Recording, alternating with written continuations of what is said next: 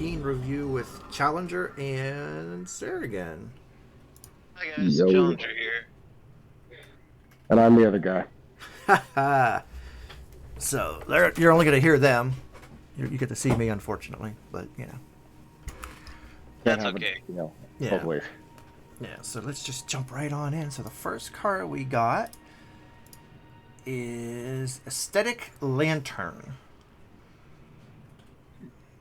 This card is, it looks really nice. This 1-drop, 2/1 with charge. It's a rare, so you're not going to see it super often, but there's a reason it's a rare.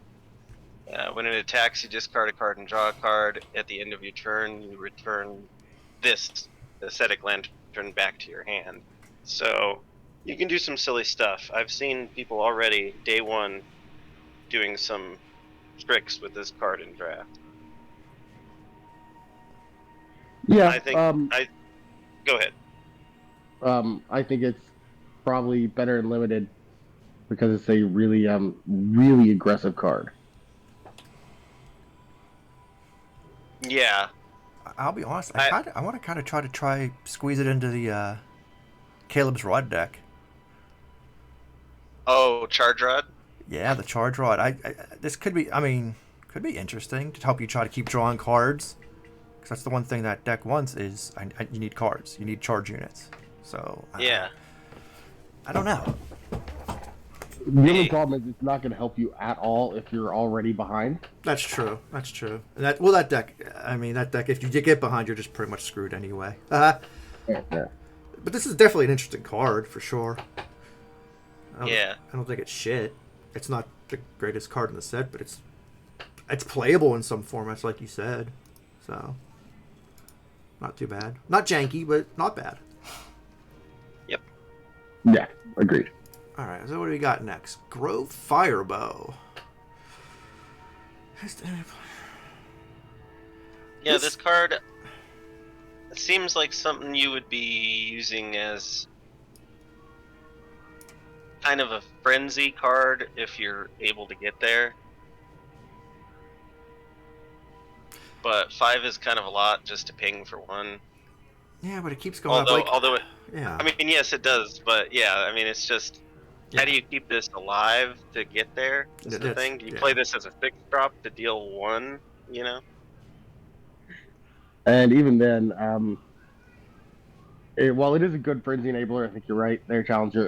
The issue is the cost. So in a lot of these frenzy decks, you're low to the ground. Everything is super cheap. And if you've got 5 extra mana to spend on this, you're not developing anything else. Exactly. Yeah. I feel like, I mean, it's a 1-drop, so it probably could get 1 hit in, but then, it's probably going to get killed or something. I mean, it seems like it's the Aldi brand, what's the other, it's the, I'm drawing a blank on the card now. The Sentinel. Yes, the Sentinel. Like, I feel like it's an Aldi brand version to me. Yeah. I don't think you'd include this in anything except maybe Draft or League. Yeah. And then it's I need a frenzy pop for my dark heart or something. Yeah. Again, not terrible. It'll get see play in limited formats, like you said. There's still frenzy out there, so yeah. Yep. All right, what do we got next? Ignite. Deal 3 damage to a unit. I mean, You were speaking about Aldi brand. This is basically Aldi brand old torch. Yeah. It doesn't do face damage. It doesn't do sights. It can only hit units. If you want to kill units and you're in fire and you see this in draft, it's not a bad card. But as far as constructed, maybe an expedition. Yeah. I don't see this in standard at all, really. There's better stuff, right? I have seen it in Expedition already. I think that given that there are now a lot of 3 health units that I guess we'll talk about later as they come in that really synergize with like the hunt stuff, you might see more of this as a quick way to remove them before they can completely wreck everything you have. Yeah. Yeah. Agreed. Yeah. So yeah, it's a good card. It's for limited. It's removal. Yeah. It's fine. I don't see it being played in standard, but definitely in limited. Yeah. All right, what do we got next? decks. What is this here? Bombard. Yeah, it's a card. Yeah, it exists. I don't know what else to say about this. Yep, discard a card to deal 2 to 2 enemies. You can hit sites if you need to. I guess. Again, I don't... I mean, maybe if you're doing some kind of discard stuff, but I feel like there's better discard stuff out there, right? Yeah, I mean, again, fine and limited. It can do things in a discard synergy deck, but yeah, if you really want to deal 2 damage, I think there's better ways to get it done. Absolutely. Yeah, no. Again, you might see it limited because, removal or direct damage is kind of at a premium, or at least it was. It's not so much anymore. Yeah. But otherwise, it's one you're not excited to get. No, this makes you this puts you on the sad bus a little bit. So no jank there either. All right, so Caravan Delivery, which, I mean, there's gonna be one of every color. Deliveries, they seem like they can be pretty good. I don't know. I've not tried them yet. They're perfectly fine. They bring markets to Expedition, which we haven't had since. It's been a while. I don't recall. Yeah, a year or more. So that's interesting. The effect is able to get hunted away if you don't draw it, but it's also in the top 5, and most hunt effects are either 1 or 2. So yeah, you're likely to end up getting it usually. And also, just to play on that, since I've been playing a lot of hunt and using these, they go into your top 5, but you're drawing 2 cards. So if you play this at the end of your enemy's turn, so this is never one I think you want to play on your turn unless you're actively casting that card. Gotcha. You played at the end of their turn, you're then drawing those first 2, and I would say probably about 80% of the time from my current experience, you end up drawing the market card. Nice. Yeah, we did the math. Somebody smarter than me did it perfect, the actual exact math. But yeah, it's more than 2/3, I think, if you do it at the end of their turn. Right. It's a pretty decent chance. And how I've yet to have I may be wrong about that. But yeah, the deliveries. Go ahead. Sorry. I also haven't done the math because it's really complicated and I don't want to do that. But yeah, it's just from anecdotal evidence. You get it back most of the time. And with Nightfall coming back, that's another card draw too. Right, exactly. So you could possibly draw. It increases your chances. Yeah, I think the markets, I guess the deliveries so far, they seem to be pretty solid. Like I don't. I can see them being played a lot. Obviously, they're gonna be played a lot. Yeah, there's no cost restriction, so you can get any, power level or power cost card you want. So that's kind of cool too. And I can see them. I could see these in Throne as well. Like I could see these in Throne. Yeah, the only issue with these in Throne is that they're only one color. That's true.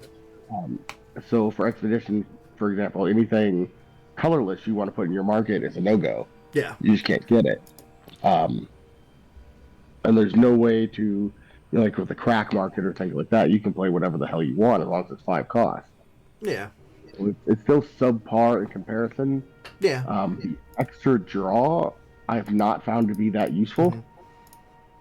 I could see even people running mono decks because before you only had I'm trying to blank on what they were now. The merchants?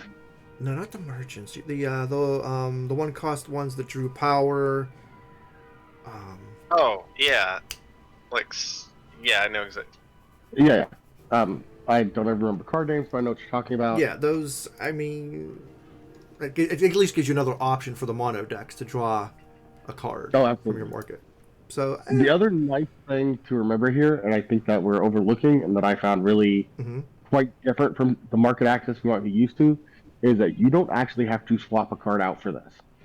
That's true. That is true. That's a big thing. You could have an empty hand and still grab your card.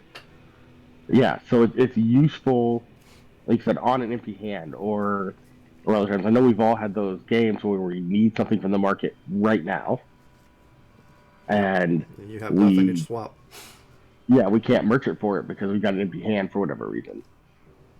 Or you need to use like a removal spell to stay alive or something. Or you have another card in hand that you don't want to mark it away because you're gonna need it, and it's like shit. Yeah. So that's actually really nice for these. Is you can go grab it, play it, or not play it, whatever, and you still have the same resources you had to begin with. Yeah, like I said, I think these are pretty good for the game overall. Yeah. Agreed. All right. No jank to them, but they're still good cards. All right, who we got next? What the fuck's this guy? Grove Supplier. Yeah. It's another card. It's a card. Yeah. It's another super aggressive card. Yeah, I mean, seems fine for limited sealed if you're a low to the ground Skycrag or Mono. Yeah. I don't see this breaking into constructed, but I don't know. Exile seems like a unit type that doesn't have any synergies. So is it a newer? It looks like it's a newer type. We've had a few, but there's a lot more I think in this set, right? So yeah. Hopefully they do something. The Myrian, the Myrians were Exile. Right. So all right, so it's a card, no jank. Who do we got? Keeper's Strength. This is an interesting card. It is, but I think it's gonna be pretty niche in some of the like aggro Skycrag type decks where you have units that actually have a GS that are cheap or Aegis. Otherwise, you're happy to get it limited because it's a combat trick, right? That's true. Yeah. It doesn't give Overwhelm, doesn't give Quick Draw. It's just... Yeah. Kill a big guy, and if it has Aegis, survive. Make it a bigger guy. Yeah. So again, if you're playing a deck with a lot of Aegis, like Skycrag tends to have with us stupid fucking one-cost Yetis, then would be nice for those. You're nice. You're happy. It's useful, right? For either pushing damage or blowing someone out. So yeah, I think you'll see play, but overall, it's a common. It's a card, right? Yeah. Again, yep. It's a card. It's not great, not terrible. What do we got next? Lantern's Light. It's a card. Yeah, the Hunt one is the only really. I mean, yeah, you can exhaust an enemy unit to like smack them if you need to. That really usually doesn't matter. Yeah, the Hunt one is probably the only relevant text on this. And it's not fast, so to me this seems kind of... Yeah, I wouldn't even call it a card. It's a shit-tastic one. This is my first shit-tastic right here. Okay, it's definitely like a 48th pick. Yeah, for sure. Because if you're running a Hunt deck, and I haven't seen any Fire Hunt decks yet, although I tried to make one and it was terrible. The Hunt in the current like Praxis decks is incidental more than like the theme, right? There's so many better ways to make more impactful hunts for the same or slightly less cost. So you never use us. Yeah. So the only corner case where this card could possibly be considered is if you have the Hunt Matters. But that's just if you had no other options. Right, because there's so many other better Hunt Matters things out there. Exactly. Yeah. If you're desperate, I guess. Other than that, yeah. Definitely no jank there. Just shit. Yeah, this is pick 49. Yeah. Rabbit's Foot. Ooh. I mean, this seems interesting. First Nightfall card already. I've seen this played already, and it's actually surprisingly good. I could definitely see this in like a Nightfall aggro type deck where you're running cheap cards and just puke your whole hand out and just keep drawing and puking like. I saw it at Stone Star Nightfall. A lot of the new Hunt cards have Nightfall, and a lot of Nightfall cards have draw a second card effects. So these Rabbit's Foot synergizes very well with those. And drawing a card for 2 in red, that's basically what you're doing with Nightfall. Yeah, you give your opponent a card, and yeah, you both take a damage. That's how But really, if you're playing fire, you probably don't care about the damage. Exactly. You want them to take damage, so it's fine. It seems like a pretty good card. I wouldn't say it's amazing. No. It might see some play in Expedition. There's a land in Throne where somebody gets this doing something crazy, but because you only get +1 power, it's never gonna go insane. You can't get like +3 power from drawing 3 cards. You just get the +1 power. It's only when you draw your second. Ridiculous ass totemite that always kicks my ass. Yeah, so it's. I think they safety valved this one. Yeah. Obviously, if you have multiples, you get more, but it's a decent card. It's fine. Yeah. I've seen it, and there's a really aggressive Praxis deck playing the what are they called? The with a lot of ramp to it. Mm. And I've seen it played ramp. Yeah. And I've seen it played in that, and it was actually quite good for them to. I mean, they just kicked my ass pretty hard, but so maybe that's why I think it's really good, because I've only played against it once, and the time I did, it was a straight curb stomp. Yeah, that could be an indicator of power level. But it could also be that the rest of their deck was good too, right? Yeah. Yeah. Like this or my deck was bad. Equally possible. In the right deck, yeah, this could be, I think, pretty decent. There's some slight jank here, I think. A little bit. Oh, yeah, definitely. A little bit. Not crazy, not tingly, but this is what I might want to look into. Yeah, it's not a build around, but it's one that when you're building around something else, it helps. Yeah, like you're building like some kind of Nightfall type thing. That's something you might consider if you're in fire. Right. All right, who's this next jabroni here? Steely Scavenger. Huh. So we got our bear. We got our 2/2 for 2 with Valor. Very valid. And it's an uncommon, so we're going to be seeing this a lot and in his draft. Tomb is interesting because of the new weapons. So that's very interesting. You get this guy down, you start loading him up with those stupid weapons. Yeah, there's a weapon we're going to be speaking of. Is this the guy you want to put weapons on? Yep. And he's nice, cheap, and he's a rogue. So, I'm just saying. There's some, with the, what is it, the sewers? What is it, the relic, the sewers, or whatever the hell it is? Does that still interact with rogues? Rogues and rats, yep, +1. Oh, nice. Yeah, and there's some cards we're going to be talking about here in a while, and the mechanic versatile, which yes, that's what I meant. The versatile weapons, like they're gonna make this card easy to equip with weapons, and the weapons you can equip on this card, not bad. No. The weapons in the set are very good. So and there's those. Don't forget the promo that we just saw, the Morbid Deal that creates more weapons. Yeah. So this card seems pretty good. Yeah. This is the first one I'm gonna have to disagree with you guys on. Oh. We have seen this particular effect on a couple other cards in the past, and it always seems really exciting, but the problem is the stat line for the vast majority of these cards means that if you have pretty much anything in your deck on play, you'd rather put the weapon on that just for the immediate impact rather than getting it back later. Yeah. But to be fair, most of those other units were always like, I know there were some Onis, but they were like expensive as hell. They were like 5 cost or something to one.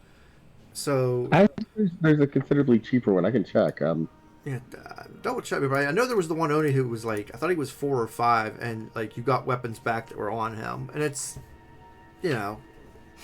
for the cost, I think this is not terrible. I thought there was a 3 cost. I mean, I don't see this in constructed. I see it in more like limited. It's not terrible. Yeah, sure. I can't find it right now, and I honestly can't be asked. But that's fine. That's fine. Like I said, I'm not saying it's earth-shattering or anything. I could see it played in limited. I don't know that I would play this in constructed though. Just. Oh yeah, on that, like for limited, I agree. This is going to actually be really good with the amount of weapons we have in the limited format now. Mm-hmm. But how many of us ever actually play limited between the three of us? I don't touch it. So everybody listening, if we say it's good and limited, it means fucking nothing. Yeah. Everyone watching the videos now yelling, "This is gonna suck." That's fine. It's gonna be amazing. Yeah, we don't know. No jank here. Just it's an alright card. That's it. Yeah, agreed. Yeah, I like a 2/2 Valor, and the extra effect is a bonus. Alright, what's the next jabroni here? Twilight Lantern. Summon Nightfall. You draw your second card. Which, obviously, that's what Nightfall pretty much is, so, yeah. Yeah, this card's not bad. Pair this with the rabbit's foot we saw earlier, or whatever. Mm-hmm. I think we'll see this in pretty much any aggro Nightfall matters. True. And he's an Oni, too, so that could play into it, too. Some aggressive Oni decks might use this little guy. Just for extra draw, right? Oh, exactly. And guess what else happens whenever you hunt and you get an advantage? That's drawing your second card in a turn. So you can put this in a hunt deck too. I didn't think about that. You are correct. I've seen it in several, and it's not like overwhelming. I mean, this is a common, right? Yeah. But it is really good to be the creature you have on board on turn 2 when you're attacking. Yeah, to deal 4 damage. So it's most likely going to kill anything that blocks it. So. Yep. I think it's a solid card. Yeah. Very solid. Yeah. All formats. Yeah. Not too janky, but just solid. And what we got here? The wording beacon. Yeah. This is just frenzy. That's all this is. Yeah. It's the there's a shadow card that basically does the same damn thing for 4 cost that has inscribed, but the shadow card also heals you for 1. Was it Grim something? Grim Reminder. Yeah, like this is like the Aldi Grim Reminder. But Grim Reminder, just to be clear, happens at the end of your turn, right? Or is it the end of their turn? At the end of their turn. Yeah. This is at the start of your turn, which is much, much better for Frenzy. So, yeah, Aldi brand, but I think slightly maybe better, possibly? I don't know. I mean, if you want, I feel like you'd throw a couple of these in a Frenzy deck, maybe, because there are those times where, I've got my Frenzy units out, but I don't have any actual Frenzy going. Yeah. And it's half the cost of Grim Reminder, so if they remove it, you're not super sad. Like, you didn't waste your whole damn turn for nothing. So maybe like a market card to throw in case you're finding yourself in a situation where you just need more Frenzy. Yeah, like I said, minimal jank, not terrible. Yeah. Alright, what do we got next? Oh, our first versatile item, Bone Kunai. Alright, so this is a 3 cost, +1/+1 quick draw relic weapon with versatile, and versatile means you can either play it as a relic or as a regular weapon, meaning you can equip it to your creature. This isn't the craziest card ever, but it's okay.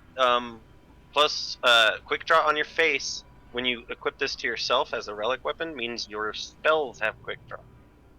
Doesn't really matter, but they do. I stopped myself there for a second because I was like, "Oh yeah, that's a really good point." I was like, "Wait a minute." It doesn't mean shit. No. But there are other. I think there are other versatile things with battle skills that actually do matter. Yeah, but that's the thing. This card has one that doesn't matter. Yeah. But you can use this for simple little unit. Give it a quick draw. There you go. Now it can't get blocked by a dude who had enough attack to kill it, or it's not great. But it's 3 cost. You can give things quick draw for a turn for 1 cost. Yeah, I don't like the cost of it. Like to me, it's too expensive for what it is. And as a relic weapon, unless you're doing some crazy like Cataxis synergy bullshit, there are so many cheaper and more more effective relic weapons that will do just 1 damage, like the bow, right? Yeah, oh yeah. This is true, but the bow can't be used after you first proc somebody. If you got a board full of 1/1s and a way to block, this can kill that board, or X1s. There's a lot of 4/1s and X1 or 5/1s in the format right now. It's not great. I'm not saying it's a good card. Yeah. But it has a corner case. Yeah, I agree. I'm just not sure that corner case is worth its cost. No. Oh no. This would get probably drafted maybe just because, but other than that, I don't know. Well, yeah, I can see it. You would draft it as like a pick 45. Yeah, and your picks there, yeah. But other than that, nothing super special about it. Just it's a card. Yeah. All right, what do we got next? Caravan Mage. Yeah. Yeah, this reminds me of the 2/2 that deals 2. I think it was a 4 cost, or not a 3 cost. From is that 1 or 2? Just a. Oh yeah, absolutely. Just a card. It's all right. Doesn't Yeah. do a home run. Nothing to write home about. But if you need that effect in a deck, it's also got the ability to trigger frenzy. Yep. Well, I mean, I've seen it in a lot of frenzy decks, and I do think this might be a replacement for that card, especially in Expedition, just because of the cost. Well, I think in Expedition it's going to see play because a lot of cards that we'll come across later here in this review create a lot of those freaking annoying 2/2Bs. Yeah, They're flyers, and he just, I guess, doesn't like bees because he can target them immediately 2 damage, and guess what? They're 2/2. So Nice. I don't think that's a coincidence that he did that. Right? Agreed. How else are you going to remove deal with a lot of flyers in like Expedition? So, it's a card. Especially if the B decks take off or whatever, I could see people throwing a couple of these in their deck or something. I don't know. So this next card is absolutely terrible, and whoever spoiled it should be ashamed of themselves. Yeah, I don't know who would have done that. Grove Crab. Oh, yeah, I've seen this one before. One of your units or weapon hunts, it hunts an additional. Okay, I mean that's not terrible. It's not great.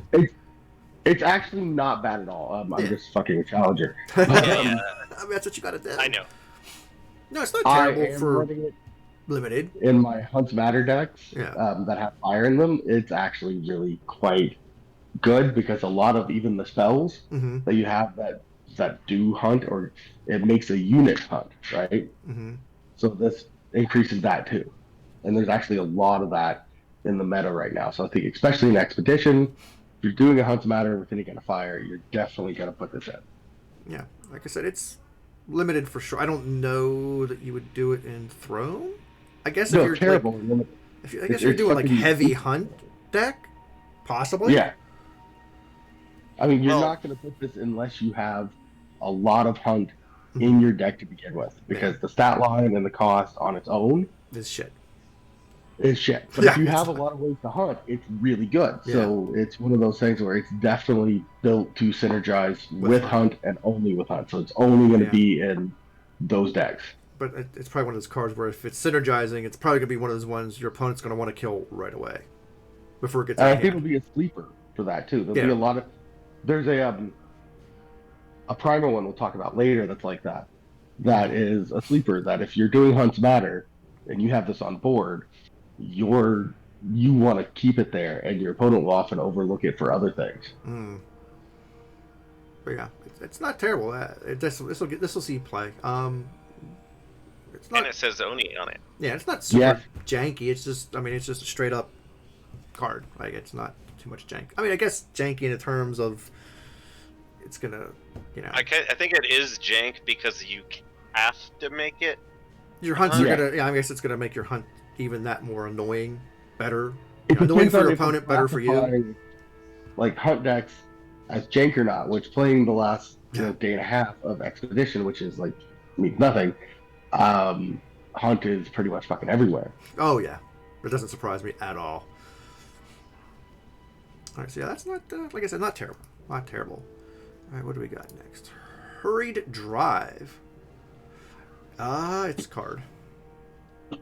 You get to draw a card and give a unit double damage in quick draw, which is pretty good, but it's not a fast spell. Yeah, so Yeah, that's what I was gonna say. If it was fast, this would be a great card, and you'd see it in like pretty much every really aggressive deck. Yeah, to me, it's a little poop card. It's another shit card. It's a card you play in your league deck, and you're like, okay. Yeah. Basically. Like whatever the one that gives it like +3/+3 and Exalted. Like, okay, I'll just chump it this turn. Fuck you. You know, if it's not fast, it's not doing what you want. No. You can't sneak in that double damage. Nope. So no, it's to me, it's pretty bad. I think. Like you said, you may play in league. Maybe you grab it in draft to push damage. I don't know, or force a bad block. But other than that, that's it. Force a bad block is what it does. Yeah. It doesn't even push. Yeah. So, that was a quick one. What do we got here? Yeah. Mantis Claw, another versatile, 3/1. It's better than the last 3/1, the 3-cost versatile we saw, in my opinion. This is a very decent common. There's nothing wrong with this card. No. Yeah, we're common. I have to remind myself sometimes I have to it's a common. value the cards on how often we're going to get them in like a limited pack or whatever. Yeah, and as a common, it's great. Yeah. Again, nothing junky, crazy about it. Just it's alright for what it is. Mm-hmm. Who do we got next here? Youngblood Glider. I guess.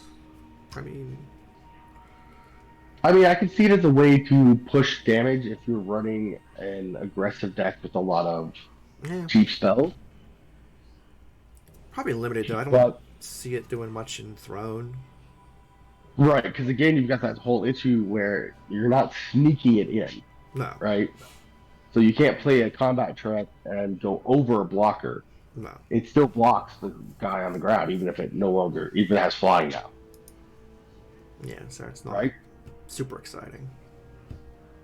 Yeah, I have no opinion on this card. That's I don't think it's amazing. I think it'll see play in limited, and it'll be okay when it's okay. Yeah. Worst case, it's a 3/2 for 3. Yeah. So, who we got next? Another Youngblood here. Youngblood Recruits. They have Ruin on a Stick. It's not terrible in limited again. I don't see this in Throne, but definitely Expedition, right? There's still lots of relics out there, so I could actually see it in a fire or a mono fire aggro. Really? In Throne. I guess it does have Overwhelm. 4/2 Overwhelm. It's a 4/2 for 3. Yeah, that's true. It does have Overwhelm. Well, it's really great to put your combat tricks on. True. Get rid of that annoying fucking project. Yeah, that's what I said. Like, so I actually think this will see more play than like what is the Yeti? The like over Barbarians though? Barbarians? No, because you have the option of doing multiple things with Barbarians. Mm-hmm. So you can play more Barbarians. Yeah. Even after the nerf. So a lot of people are like, Barbarians are going to go away because of the nerf, and I actually think they're still just objectively better than most other things. It's true, because you can at least do 2 of them, and you got 2 units and remove 2 relics. Yeah. Or 2 attachments of any kind. Yeah. And they still have Overwhelm. You can Overwhelm. get rid of curses. So yeah, the stat line's better, obviously. Yeah. But I would see it in a very fast deck to push damage. This is better. I mean, it's the Aldi brand Barbarians, probably. Great. Yeah. Just keep in mind, Ruin gets rid of attachments, so you can get rid of a Mystical Shackles, you can get rid of a Permafrost, you can get exactly. That's true. Relic. Same thing with Barbarians. Barbarians do that too, so. Right. It's a solid card. It's a solid card. Not earth-shattering. Solid.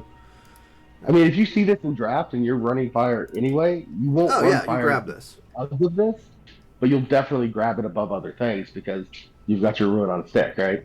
Yeah, and it's still an Overwhelm, so even if it gets chumped, hopefully something gets through, Right, exactly. Alright, who we got next? Caravan Crusher. A big-ass angry rabbit. Our first bunny. It's... And technically the first hunt card that we've seen. Yeah, well, yeah, there was that one ultra shitty one. Yeah, this card is a card. No, it's not. It is not a card. It is shite. It is, but like it's there. Straight up shite. Yeah, that's my opinion. Yeah, it's either a 4/2 with quick draw for 4, or it draws you a power burst that can be countered, which is not that amazing. No. Yeah, the only good thing it has going for it is I skipped over the quick draw part because I was like a 3/1 for a 4. Fuck that. Yeah. The only thing it has going for it is quick draw, and there's so many other units for cheaper costs with quick draw that just do more. Yeah. Again, this in draft, this is like your last pick or something. You're like, okay, whatever. And should we take some time since we're doing this to review Hunt, since this is our first Hunt unit? Mm-hmm. Certainly. Personally, when I first saw Hunt in the preview, I was not at all impressed. No. Mainly because the Hunt cards were overcosted. Like, they cost 4, even though in the preview they cost 2, and I kept thinking, I would never play this fucking card for 4 ever. And now you do. And now I do. Because once I started actually playing with Hunt, of course, the first deck everyone's going to make is, let's make a Hunt.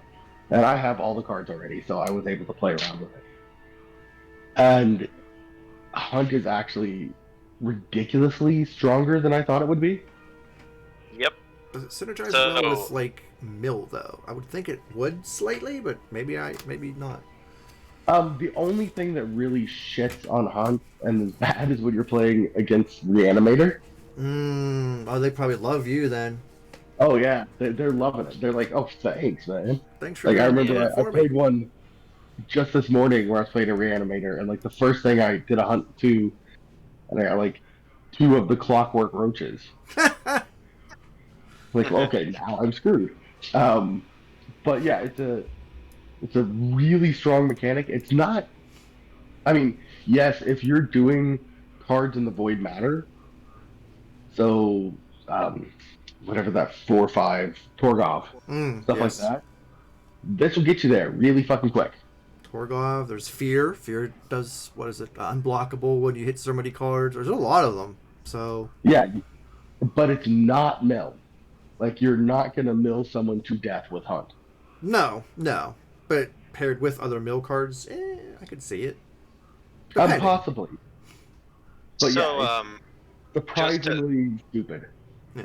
Oh, yeah. Just to let anybody who doesn't know what Hunt does. Here's the description right here. Yeah, Hunt.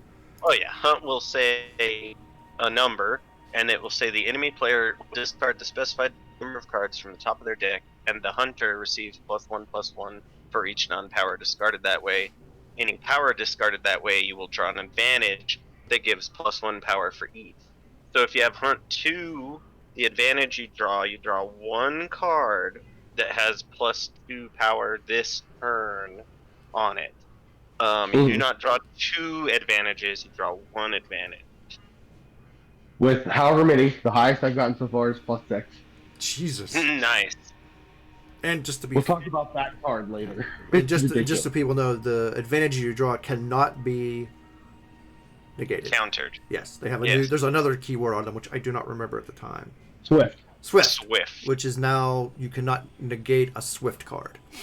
Which is weird because it's a Swift spell, but it's not a fast spell. Yeah, well, I'm calling it now. They're going to start putting Swift on stuff coming up soon. Guaranteed. The next mini set or something, you're going to see at least another card with Swift. I don't know what, but you're going to see something with Swift. Yeah, I could see it replacing some of the cards you see that can't be stopped by a Geist or countered. Yeah. They're like, all of those are going to be changed to Swift. Mm-hmm. All right, what's our next? Alrighty, let's move on. Moving on. Another rabbit, Evening Hair.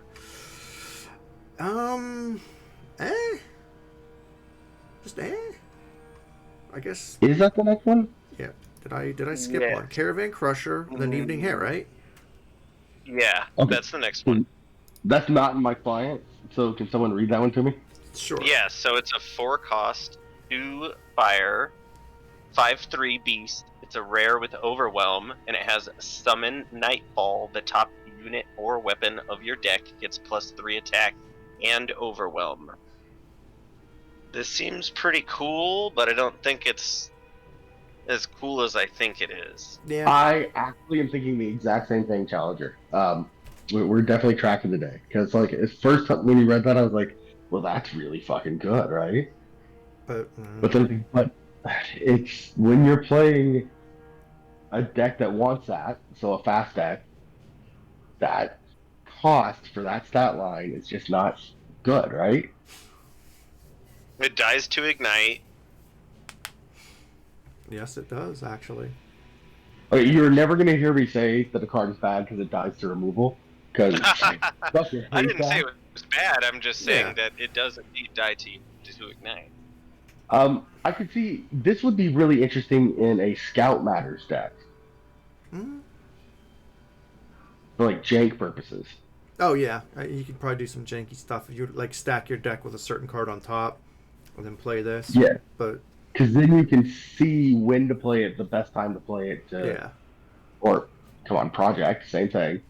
See when it's worth playing this and when maybe you're going to put it on a fucking 1/1. Now, this is really good in limited, don't get me wrong. Agreed. Yeah. But other than that, it's just okay. Again, kids out there, anytime we say something's good or bad in limited, take that with a grain of salt. Yes. Well, I mean, you're literally giving your top unit +3 attack and overwhelm. How can that be bad? That's true. Yeah, I agree. I think it's going to be good there too. Yeah. I'm just saying, I don't actually fucking know. Yeah, and feel free to tell us in the comments how off we are on the cards. That's fine. We have thick skin. We could take it. All right. So, what do we got next after evening here? Granite Beetle. Ooh, our first Beetle. Yes. Charge. So and I would say the best Beetle. Yeah. Yes, most people experience with these were in the event when they. And I liked it in the event. It was pretty decent. I don't know if I like it before. Yeah, they costed 2 less, so they were 2-drop. Now they're a 4-drop. Yeah, They are. I was excited. They are cool in limited because all of these beetles that we're going to look at have this 7-cost ultimate effect that does something, and all of those somethings are relevant. Yes. Agreed. And they hunt for 2, so they're usually a 3/3 or a 4/4. Or you get power bursts, advantages. Yeah. And this one is. Oh, go ahead. Sorry. I was just gonna say it has charge, so it's really good on an empty board to just push a little burst of damage. The problem with the 4 cost here, as opposed to the 2, is that 2 cost, that advantage was really fucking nice. It was not a whip to get a 2/2 charge and then +2 power. You got basically played it for free. Yeah.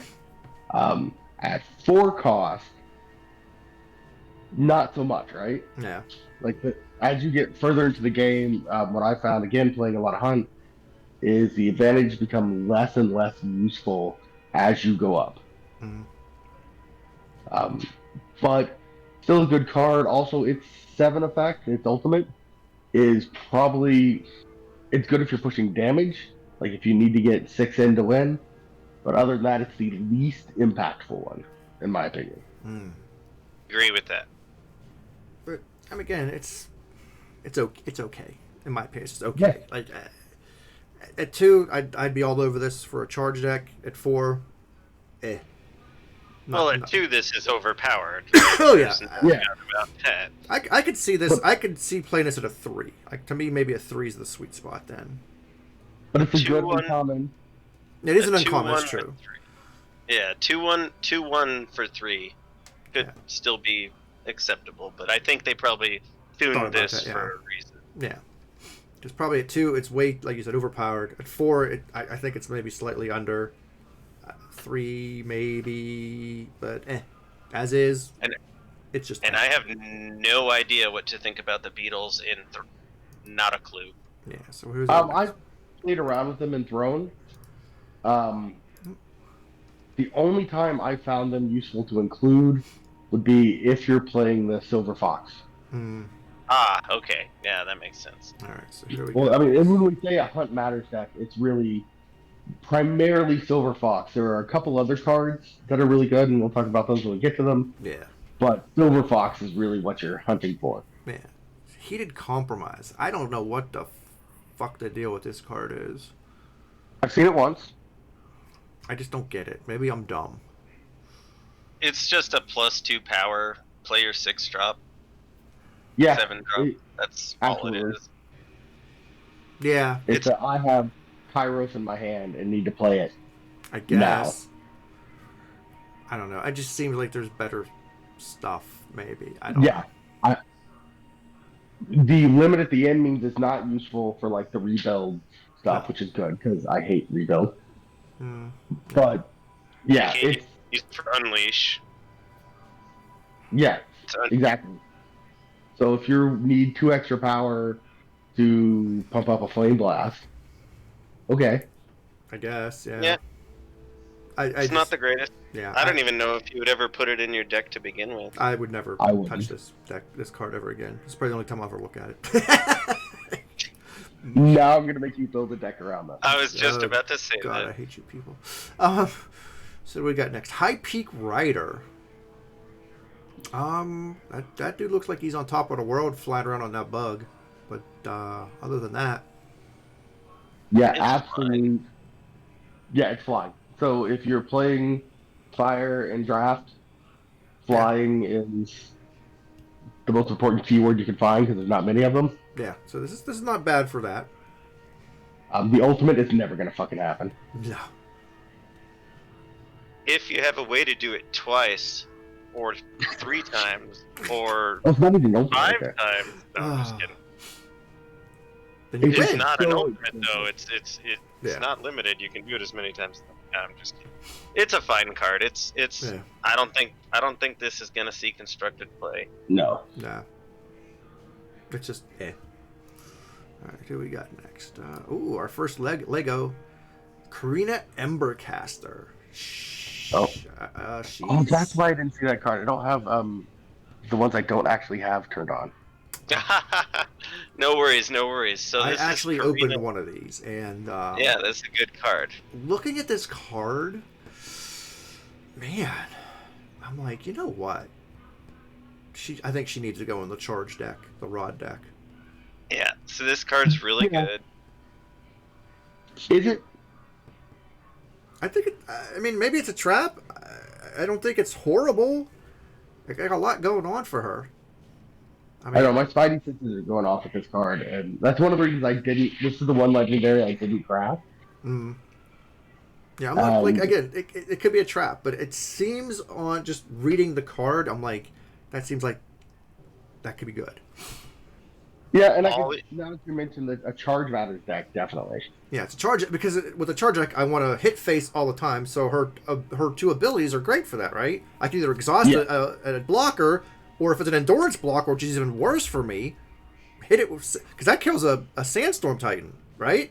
That's just what came in my head. That's Titan removal right there. Yeah, and that's one of your most annoying cards to come against if I'm playing that charge rod deck, because it's like, well, fuck, how do I get through this thing? Yeah. Okay, Karina. You gotta keep in mind, if you've hunted a little bit, you have a little bit of advantage, 1 or 2, or 3, or more. You can play this on 4 or 5, and then play a 3 or 4 cost weapon on it, and then it doesn't die. Yeah.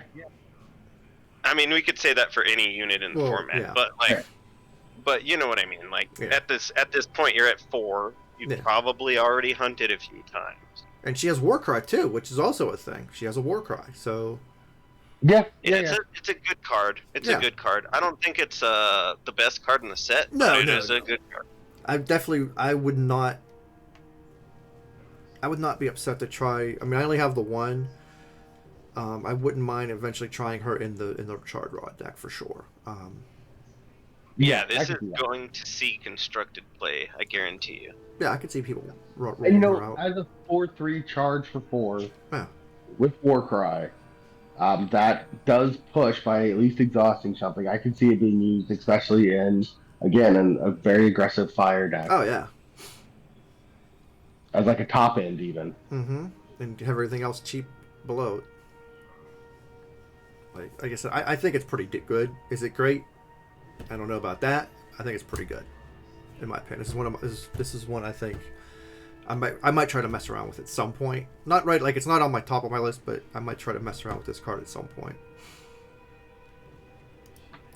So that was our first legendary. So who is up, or what is up next? What do we got here? Oh, Looming. What the fuck is this? I'm clicking it. And Looming Fire Shell. It doesn't want to load. So this is a 4/4. 4/4. Yeah. It's 4 cost 4/4 with 2 red pips. There we It go. says when it has 8 attack or more, it has Overwhelm, and when it attacks, hunt 2. Eh? This is an interesting card. Yeah, I guess, but still. Eh? I don't think it's early... great. I think it's interesting. Yeah. Yeah. I think this is a jank. I think this is the jank card of red right here. I would Those hope not. early experiments with Hunt, the Hunt on attack cards, I think I have seen one of them actually manage to do anything. That's why I meant jank. Like, you have to figure out a way to make it work. Yeah. Mm.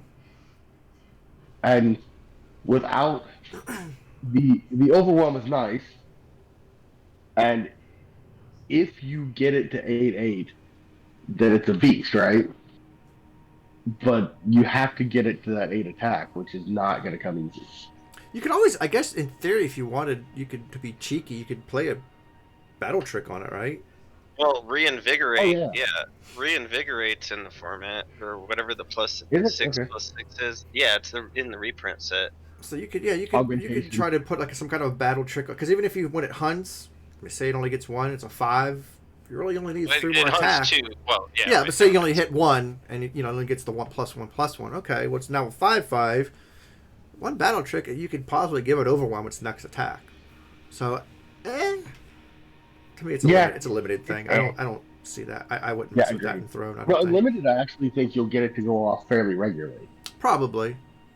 But to do the hunts anyway, not necessarily keep it alive to get to 8 attack. But yeah. Yeah. You got versatile weapons. You got versatile weapons and some battle tricks. Yeah. So it's alright. But yeah, it's alright. It's alright. It'll be fun. It'll be fun to see what people do with it. Yeah. Mm-hmm.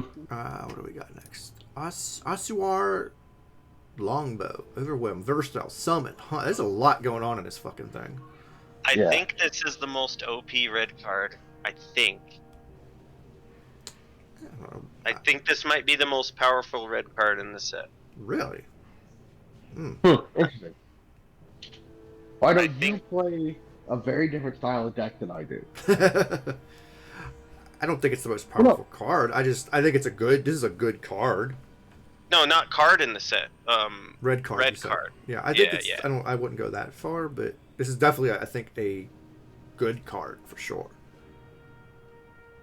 Yeah, agreed. I could even see this being played in Throne most likely.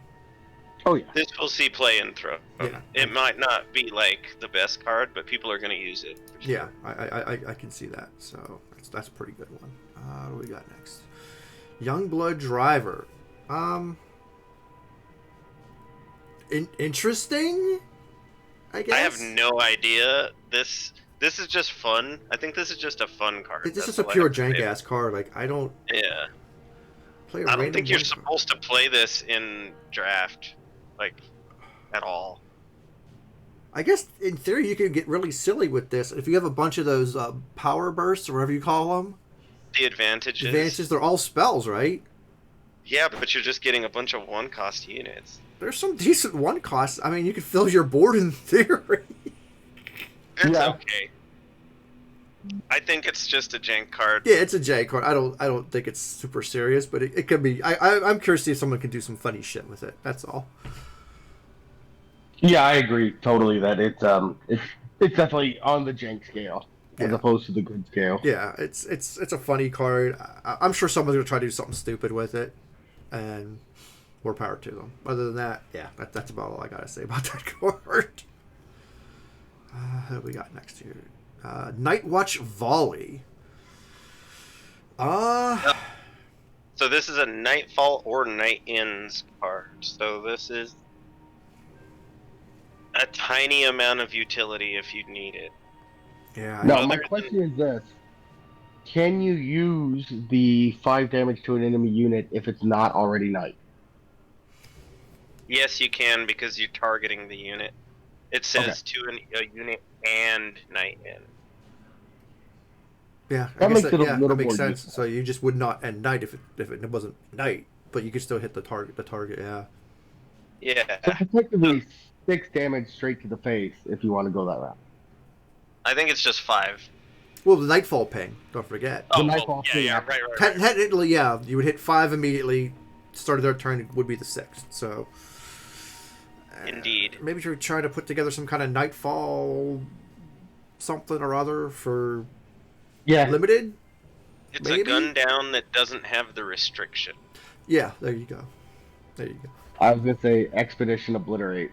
Yeah. Yeah. Yeah. It's all right. It's okay. I don't touch this in Throne, but otherwise, yeah, that's all I got to say about Which it. why you would have Expedition Obliterate when you have actual Obliterate in Exactly. Expedition right now. Yeah, that's true too. That way you have that much more burn. Yeah. Yeah. So yeah, this one's just a for me. The good old Pillager Ant. I don't know what I'm think gonna about say this. no. Yeah, I don't know what I think about this card. I think it's fine if you have some sort of trashed relics. But even then, like, it's a 5 cost. Yeah, I did. Yeah, that's why I said fine. Like it's like. I mean, granted, it's a common. It's I league can see it card. as Shrine deck. Yeah, probably. But it still wouldn't be my first choice for a Shrine deck, right? No. But yeah, it's a card. Nothing super janky about it. Although I guess people could try to do some weird shit, like you said, with relics or something. Maybe, I don't know. Notably, it says attacks. You could put killer on this multiple times. Yeah, you could. You could, but would you? Yeah. No, you wouldn't. Arcanofly. Flying. Again, this is probably I don't see this in it's Throne. just filler. Yeah. I mean, it's a flyer, so maybe you snag it for draft or some shit? I don't even know. Yeah, exactly. It's fine because it's a flyer. If this didn't have flying on it, it would be complete trash. Ah, okay. And it's 6 cost. Yeah, that's what makes me sad. Like, looking at that 6 cost, I'm like, ooh. I'm not one of those people that's normally this card is trash because it's too expensive. But for what this card does... This card is trash because it's too expensive. Yeah. I said it for you. If it were cheaper, I could definitely see it as an include into like a Spellcrag. Oh, yeah, that's true. Or possibly a Fire Hunt deck for all the advantages. Oh, yeah, that's true. But it's not cheaper. Yeah. And there are so many better flyers for 6 you can put up. Yes. Yeah, and even in draft, you're not going to have that many spells in your void whenever you cast this. Yeah, so nah. You're going to kill a 1/1. Yeah, it's a hard pass for me. Hard pass. Same. Yeah. We got next. Camp Menace. Yeah, it's a big old pig. Yeah, it's a charge summon Nightfall 6/4/6 common card. Draft chaff. That's all that is. Yep, that's your last pick in a draft. That's again.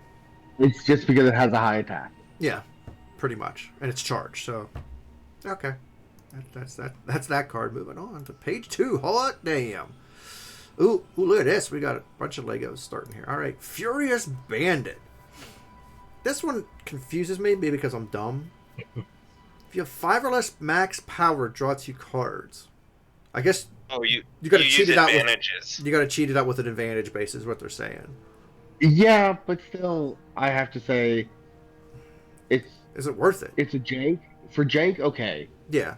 You get the 2 draw, and if you're playing, fire hunt, which is not the best fashion to have in hunt. Mm-hmm. None of the stuff for fire hunts cheap. Mm. So you're going to be relying on something else to get you enough to get this out on before 5, and it's hard to get. I mean, yeah, it's just all around. This is what you use that card that was trash earlier for, that +6 power.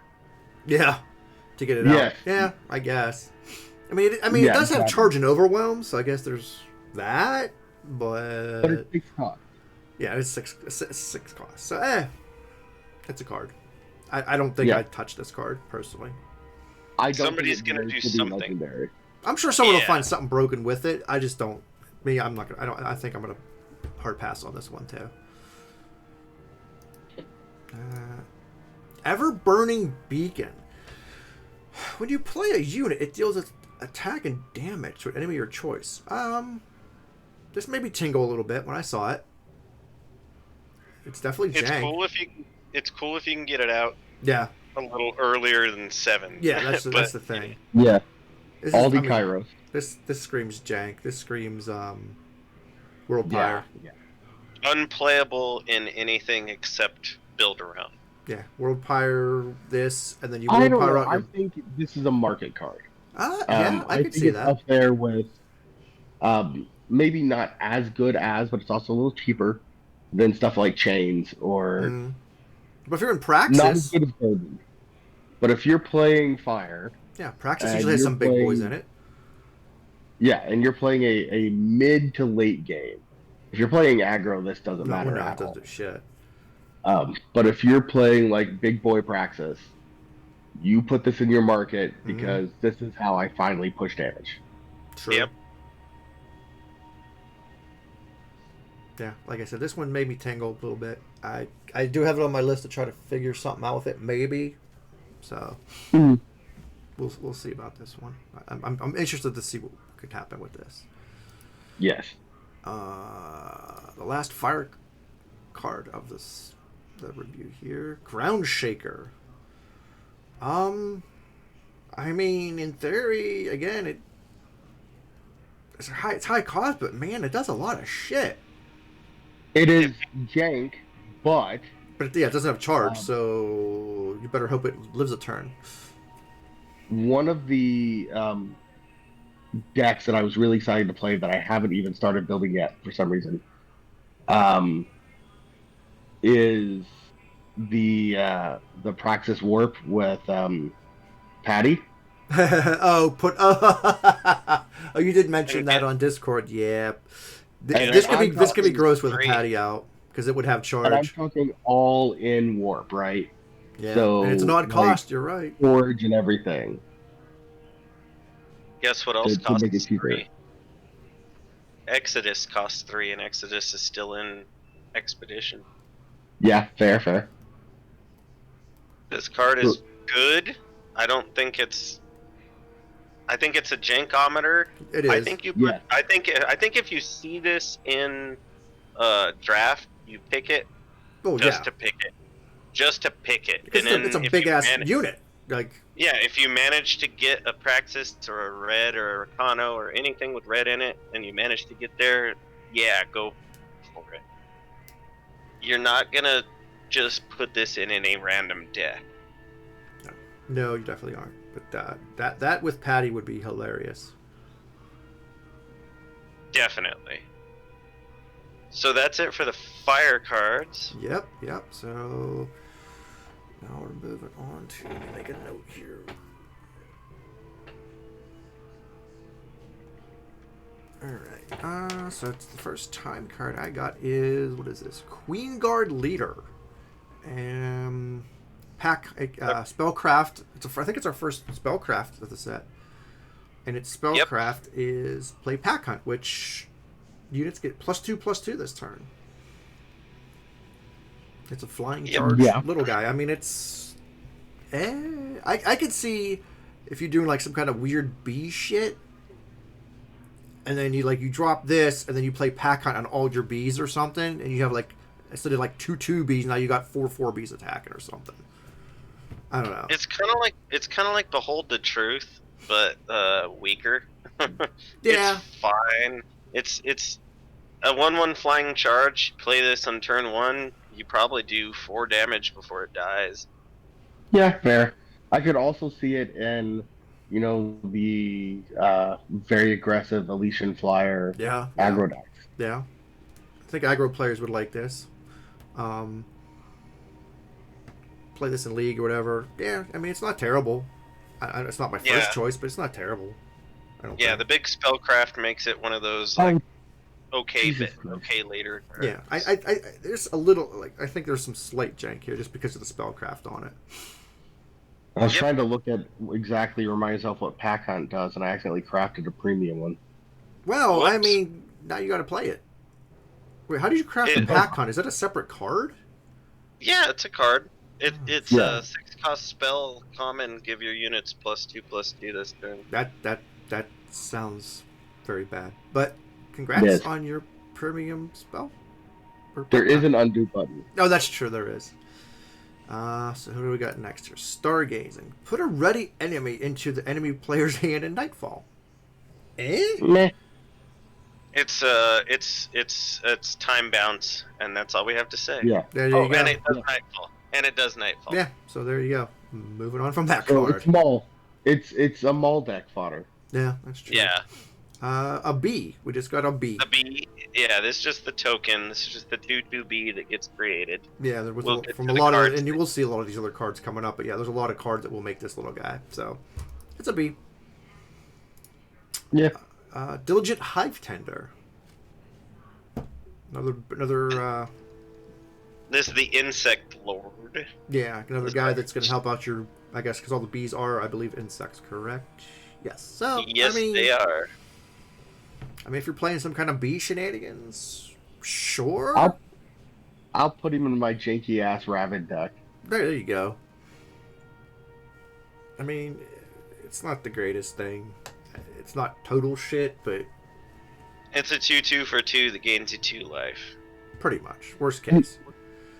There are a lot of new kind of grow wide insect decks that are going to be coming out. Oh, yeah. So I could see it in there, but that's about it. Yeah. Hive Delivery, which we already talked about deliveries. So Yep, that's just just kind of skip Yay! it. But Yep. bottom line, good. Yep, good card. Honeycoat. I like this. I like this card. So Cass was talking about this. It's Randori made usable. It's slow that doesn't suck, Looks slow. and Randori. Slow makes the card double its cost. Oh, I see what you're saying. I mean, it's definitely a nice battle trick for like all your limited formats for sure. Yeah, It's a funny one. Yeah, it's definitely fun. It's not A+. It's probably like a C. Yeah, but I could see people end of a draft grabbing one of these or so for their deck for a battle trick. So I don't know about constructed. It'll be time will tell. Yeah, for me it'd be like a hard pass and Throne. I'd be like, it's never gonna be in Throne. No. Who's next? Stone Fist Nomad. She does have some big old fucking fists. That's Overwhelm. about all she has going for her. Yeah, this card's kind of ass. It looks like that's what all she got going is her big old Hulk fists. Basically, that's it. Well, yeah. If you got the option between this and some other 2/2 that doesn't have Overwhelm, then go for it. I guess, but yeah. It's a little bit like, what is the Valkyrie? The 1/1 that you pay 8 to give it +4/+4? Yeah. Yeah. That sees play because that plus is permanent. Yeah. And it sees play limited because you can reasonably get it up. Yeah. Like the stalling games happen. This is not permanent though. Yeah. So it makes you very sad. Wow. Yeah. It's hard pass. Yeah. Swift. Next guy though. Swift Subverter. This one's pretty interesting. It has fucked me over already on Throne. It already has. Played against Overmasters on Praxis deck. and this thing just shut down half of what I was trying to do because all of my on summon do something units were suddenly nothing. Yeah, the Swift Subverter can silence the Swift Subverter in the opponent's hand. It's charge Valor, so it's and not, it's 2 cost. Yeah, it's definitely not terrible. Yeah, it's a really the good. Only thing is, it's a little deep in time to actually be able to play on 2. So, like in a 3-faction deck, you're never going to get this off early. No, I feel like that's a hard pass on Throne, but limited. It's not a hard pass. That's a all in on. Like, that's a good one. If you're playing a 2-faction in Throne, then this is useful. The only problem is it doesn't affect on the play. It's useful. Yeah. On the draw, less so, because you can't silence the shit they already have on the board. True. And it only silences a unit with a summon. So if it doesn't have if it has a block attacks but no summon, it doesn't do shit. So fair. Yeah. So like I said, I for me, the Throne, I pass on this one. I don't think I'd mess with it. But I don't know if I'd want to try it out in the raw deck again, just to see. But I think it's going to depend on what the meta turns into in Throne. Mm-hmm. Or maybe this is going to be useful. I don't know. But for now, there are going to be times where it's really great. Yeah. For now, I'd say kind of no. But I will say it's not as good. Yeah. As say like a Valkyrie Enforcer. Exactly. Except if that summon is massively important. For me, it's always been used on one of the new legendaries we'll talk about later that brings a relic back from your void. Oh, that sounds spicy. So I've been using that. It doesn't just bring it back; it plays it. So I've been using it a lot with the new trap, right? The 1 cost, deal 4 damage. Oh yeah, that is a nice one. Yes, that new promo. And that's like half of my removal suite. And when they silence that card, because I get it out really early with advantages, it's really like womp womp, right? All right, who do we got next? Wary Distributor. Summon. Give a unit +4/+4 this turn. Draft chaff. Yeah, draft guy. That's about all I gotta say about him. Card. Yep. That was a quick one. Oh, Owlhead Vanguard. I don't fucking know about this card. Yeah, everyone thought it was gonna be great, but then now I don't know. But it also seems a little bit like a trap. Yeah, I think it is a trap, honestly. Spell attached because he's again a 3/3. I don't know. 3/3 charge valor. Those stats aren't bad. Like the stat line on him is not bad. You play this in a deck with slow spells, but you don't play him for 3, or I don't know if Owlhead's a male or female. You don't play this card for 3. I think he is male. I think. Yeah, you play this card for 4 or 5, and then you play your slow spells that we were talking about earlier. That said stuck. Yeah. But the thing is, in the vast majority of cases, like after actually thinking about it, both in terms of attachments and spells, there are not that many spells that are slow that really have a lot of utility fast that you would have in your deck anyway, because you can't put in a bad spell, right? No. You don't want to put a spell in just to hope you play this guy and like, oh yeah, I can play that spell now. Right, exactly. Now there are some that would be really interesting, like the Hurried one that's in this. I can't remember the name. The 3 cost infestation or whatever. Or infiltration. That one I could see playing fast, but you still have to hold up that power, right? Yeah. Now, if you're playing a spell that plays a unit like that, or how ridiculous would it be to play Builder's Decree on your opponent's turn?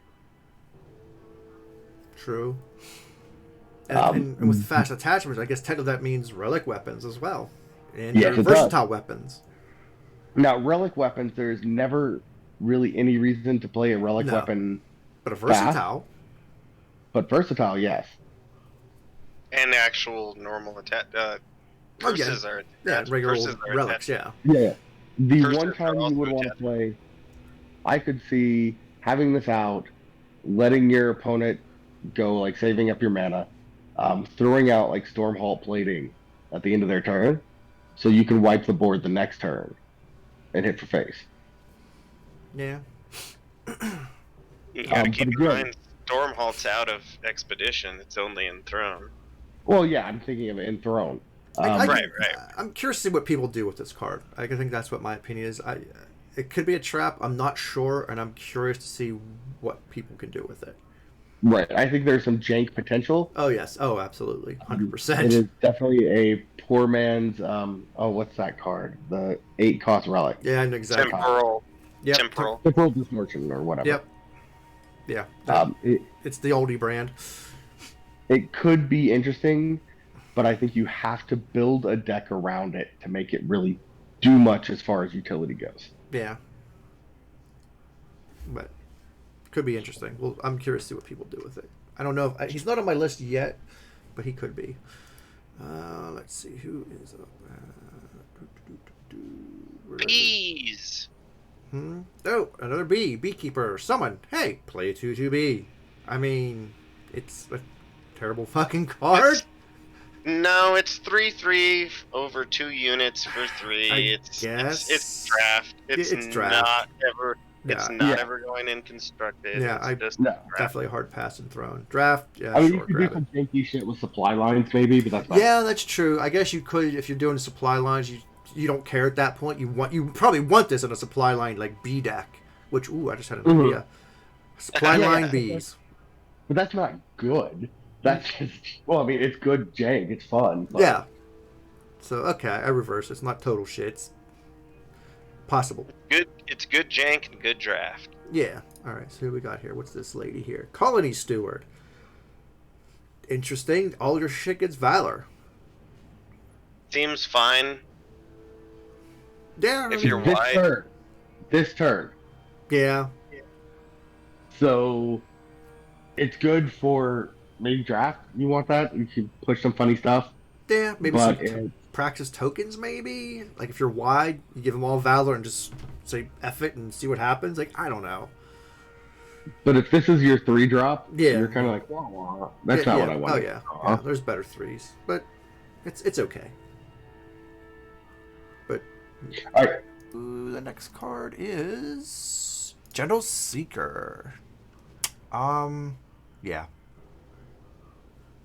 This actually seems like a it's better than it looks, but it's worse than it feels.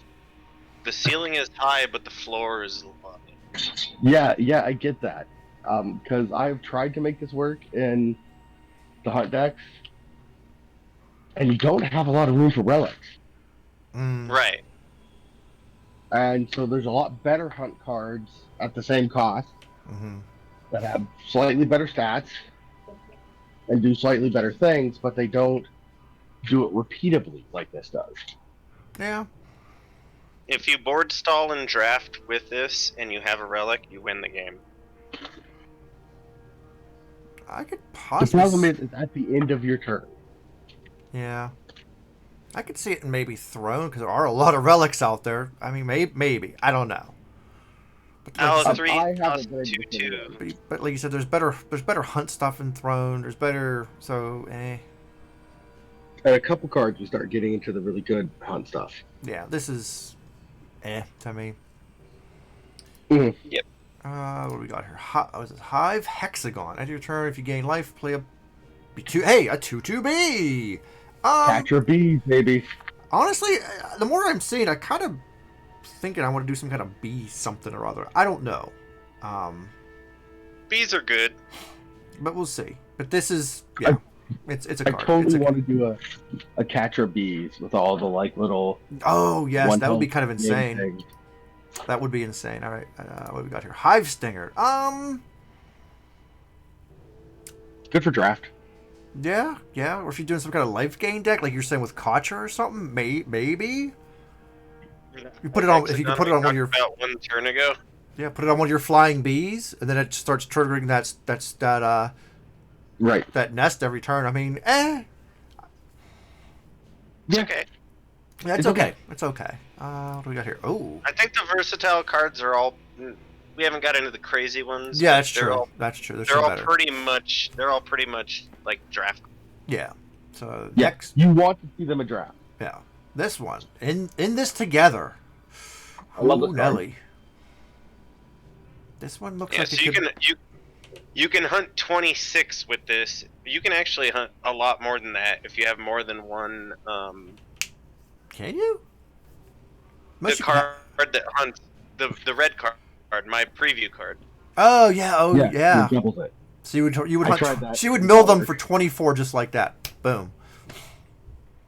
But this one is also really fun to use with mirror scale. Which is a card we haven't done yet, right? So that's coming up. Yeah. Yeah, this looks pretty solid in a hunt deck. I don't know. I am using it in my hunt, and it's amazing. It's really good for enabling the fox. Oh, okay. Gotcha. If you have a token deck in draft or league, and you play this, you're probably gonna win the game. That's true. Yeah. That's true. It seems like it could be solid. The only thing is, I wouldn't play it outside of a specific hunt deck. Oh right? Yeah. I think you want to put it in a hunt deck, but it seems like it's solid. Solid card. For Jank turns, it's like super solid. Oh yeah. I have yet to see anyone but me playing this, but it's super fun. What do we got here? On the Prowl. It's another one that's really good with hunt. Yeah, I guess. Yeah, killer and hunts too. So it hunts. Yeah, it hunts before it killers. So you either get advantages, or rather, you get an advantage, or you get plus counters, or both. Yeah. I mean, yeah, so if you're in a hunt deck, I guess it's okay, but there's better killer card enablers, right? Not really. In Expedition, not really. Oh no, I guess yeah. I'm talking Throne. There's better killer stuff. In Expedition, no, this is it. Yeah. Whatever. I can never remember the name. The 2 cost that gives +1/+1 and killer. Yeah. Oh, yeah. It's gonna always be more consistent. Yeah. But yeah. And in limited, I should say, yeah. This is the only show in town, and it's a pretty good show. Throne, it's not as good of a show. Again, unless you're doing Hunt Matters. Oh, yeah, that's true. It's very Jank-tastic. Oh, yeah. All right, so what do we got after that one? Secluded Druid. What the hell is she doing? She's just... blocks forever and gives you +1 power. Yeah. That's, pretty self-explanatory. Yeah, she's, pretty expensive ramp. Yeah, you can advantage into her on turn... I guess she'd be a good target for maybe some of the new weapons, because she's already kind of thick at 05. Put a couple weapons on her, maybe, and she's even more annoying as a blocker. I don't know. Pterodon. Yeah. All right, who do we got next here? Tending the Hive. I mean, it's a draw card. It's pretty good for 3 for time. Yeah. It's a cheaper and I would say better version of the 5-cost spell for practice. Yeah. Yeah, especially in limited, I think this is pretty decent for limited, right? Especially in the 45 card decks. Not terrible. Yeah, because you don't have to discard them; you bottom them. Yeah, that's pretty good. Yeah. There are 2 cases when you're desperate for draw. One is when you really desperately need power. Yeah. And the other is when you really desperately need a unit. Exactly. So it's both. So this gives you both. This is it's really good. I feel in limited. I don't know that I touch it in Throne though. Honestly. We shall see. We're digging for an answer. That's true. Amber Beetle. Hey, look, it's another one that you could pay to make a bee. Overwhelm, Summon Hunt 2, just... Yeah, it's I realized you make 1B for 7 with this Yeah, card. that seems ass to me. Yeah. So I reprised my previous statement where the other Beetle was the worst. No, you're saying this is the worst Ultimate. Beetle. Yeah. Yeah, because I'll take pay 7 to do 6 damage for the other Beetle. This one's pay 7 to get a 2/2 flyer. I mean, if you could do that every turn, sure. What's Yeah, you? And in like 15 turns they're dead, or 10 turns. But no, yeah, but if you're at a board stall, Yeah. getting that 2/2 flyer every turn would be really big. I mean, we already have a 7 cost relic that does that. I think that. Yeah, I don't know what they did. I think they messed this up. I honestly think this is a mistake. It should be a once per turn. I think it's just the theme of all these is a 7 cost ultimate. Yeah. Okay. Well, but a 5/5 for 4 overwhelm, it's okay. Yeah, I'm not loving But it. a 3/3 for 4 with +2 power is also just okay. Yeah, it's okay. Bottom line, okay. What do we got?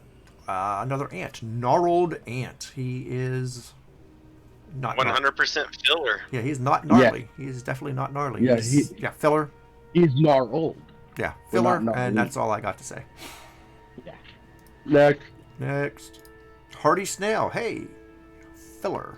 This filler. guy's filler, but he's better filler because he's got endurance. That's true. Yeah. Well, I mean, it's a fucking snail. He's probably slow as shit. So, yeah, filler. Myrmidon Builder. Play a random... I mean... I mean, we had a Sentinel that did this at 5 costs for 5/6. Yeah, that's true. There was. What's Power Stone or Sentinel or whatever. Yeah, it rarely saw play. No. So this is not going to either. Maybe in limited. I don't know. You don't think? Oh, it'll see play in limited. All it'll be is a 4/3. Yeah, it'll be a 4/3. That's all you're gonna do is play it as a 4/3. Yeah, I could see it being his bottom pick. I'd pick it as one of my last picks, just because it's a 4/3 body at least. I mean, Pathlighter, flying in charge. Well, you have 2 more of the units. So this card actually has the name of a card that already exists. That card is named Pathlighter. But isn't it 2 words? I think. No. Yes. No. No, it's not. You're right. Oh, I thought It's a set 4 card, but regardless, that's just some internal trivia. There you go, folks. Internal trivia by Challenger. They need to rename this card so that it doesn't have the name of the card. Wait, is it a fire card, right? It's a wisp. It's a wisp. Let's say it's a wisp, isn't it? Yeah, it's a time wisp. Okay, It's a 1/1. Is that the one when it hits you or something? It discounts radiance in your hand or something. Is that the one? It's one of those. I think that's it. But now you mention it, yeah. But either way, unless you're doing a grow wide, that's inside this is kind of meh. Pincer Ant, killer, summon Nightfall. Enemy spells attached with cost 4 more at night. It's. I see this. It's okay in a Nightfall deck. Yeah, in the Nightfall deck, yes, definitely, because it's going to annoy the hell out of your opponent, and it has killer. So, Yeah. Not terrible. Ooh, all right, we got a Lego Sky Splitter. Endurance flying on the enemy turn and summon hunt 3. That sounds pretty spicy. It is really good. Okay, I may be biased here because it's kicked my ass repeatedly. One of the things I found though is that when it has kicked my ass, it's never been just it that's done it. It's they play like, for some reason, whenever someone's playing this card, they get all 3 in their hand and play them one after the other. Oh, jeez. That'll do it. And it's just really, really annoying. That sounds kind of It's not really good for 3 factions. No. Because it has so much time requirements, I think. Yeah. But a 4 cost, and I have seen it lots of times at 6/5. Oh, that's pretty gross. With endurance. And flying on your turn, on the opponent's turn. It is actually quite good. But again, I don't know if one of them would have bothered me, because I could always deal with one. It's the second and the third one that ends up fucking me over. Yeah. I think it's pretty solid. He's also holding a tree. Looks like a giant. Like, that's a praying mantis smacking you with a tree. That's pretty cool. Yeah, I bet the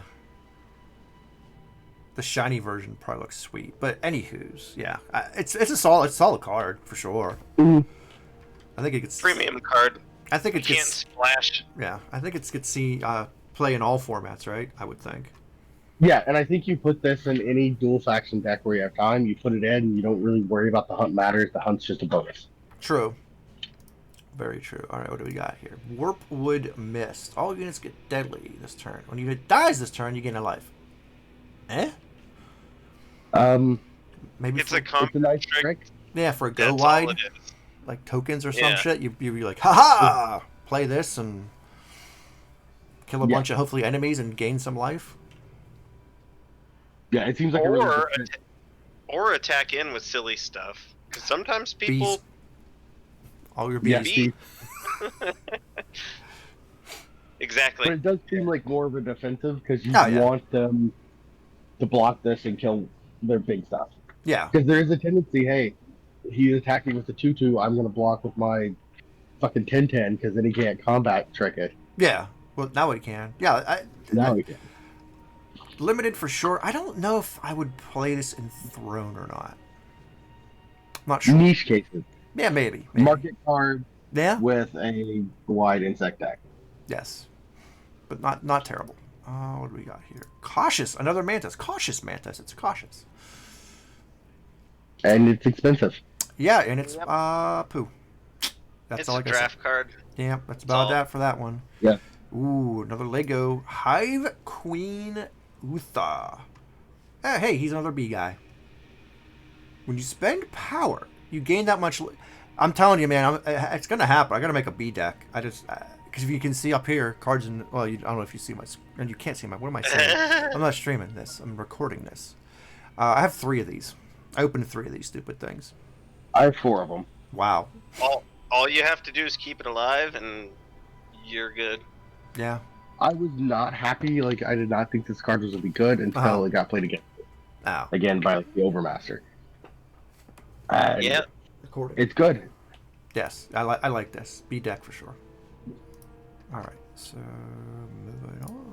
Next page. We're almost done with time. Hold at Hold bay. it bay. Yeah, what the? Just an annoying time This card. is your... Yeah, this is your new combat trick for draft. Well, there's already a card that does this, but better. Or did it cycle out? No, you can put 2 cards in their opponent's hand. But what was the one that was 4 cost time card? Yeah, Put yeah. all attacking units in their opponent's hand and increase the cost by 1.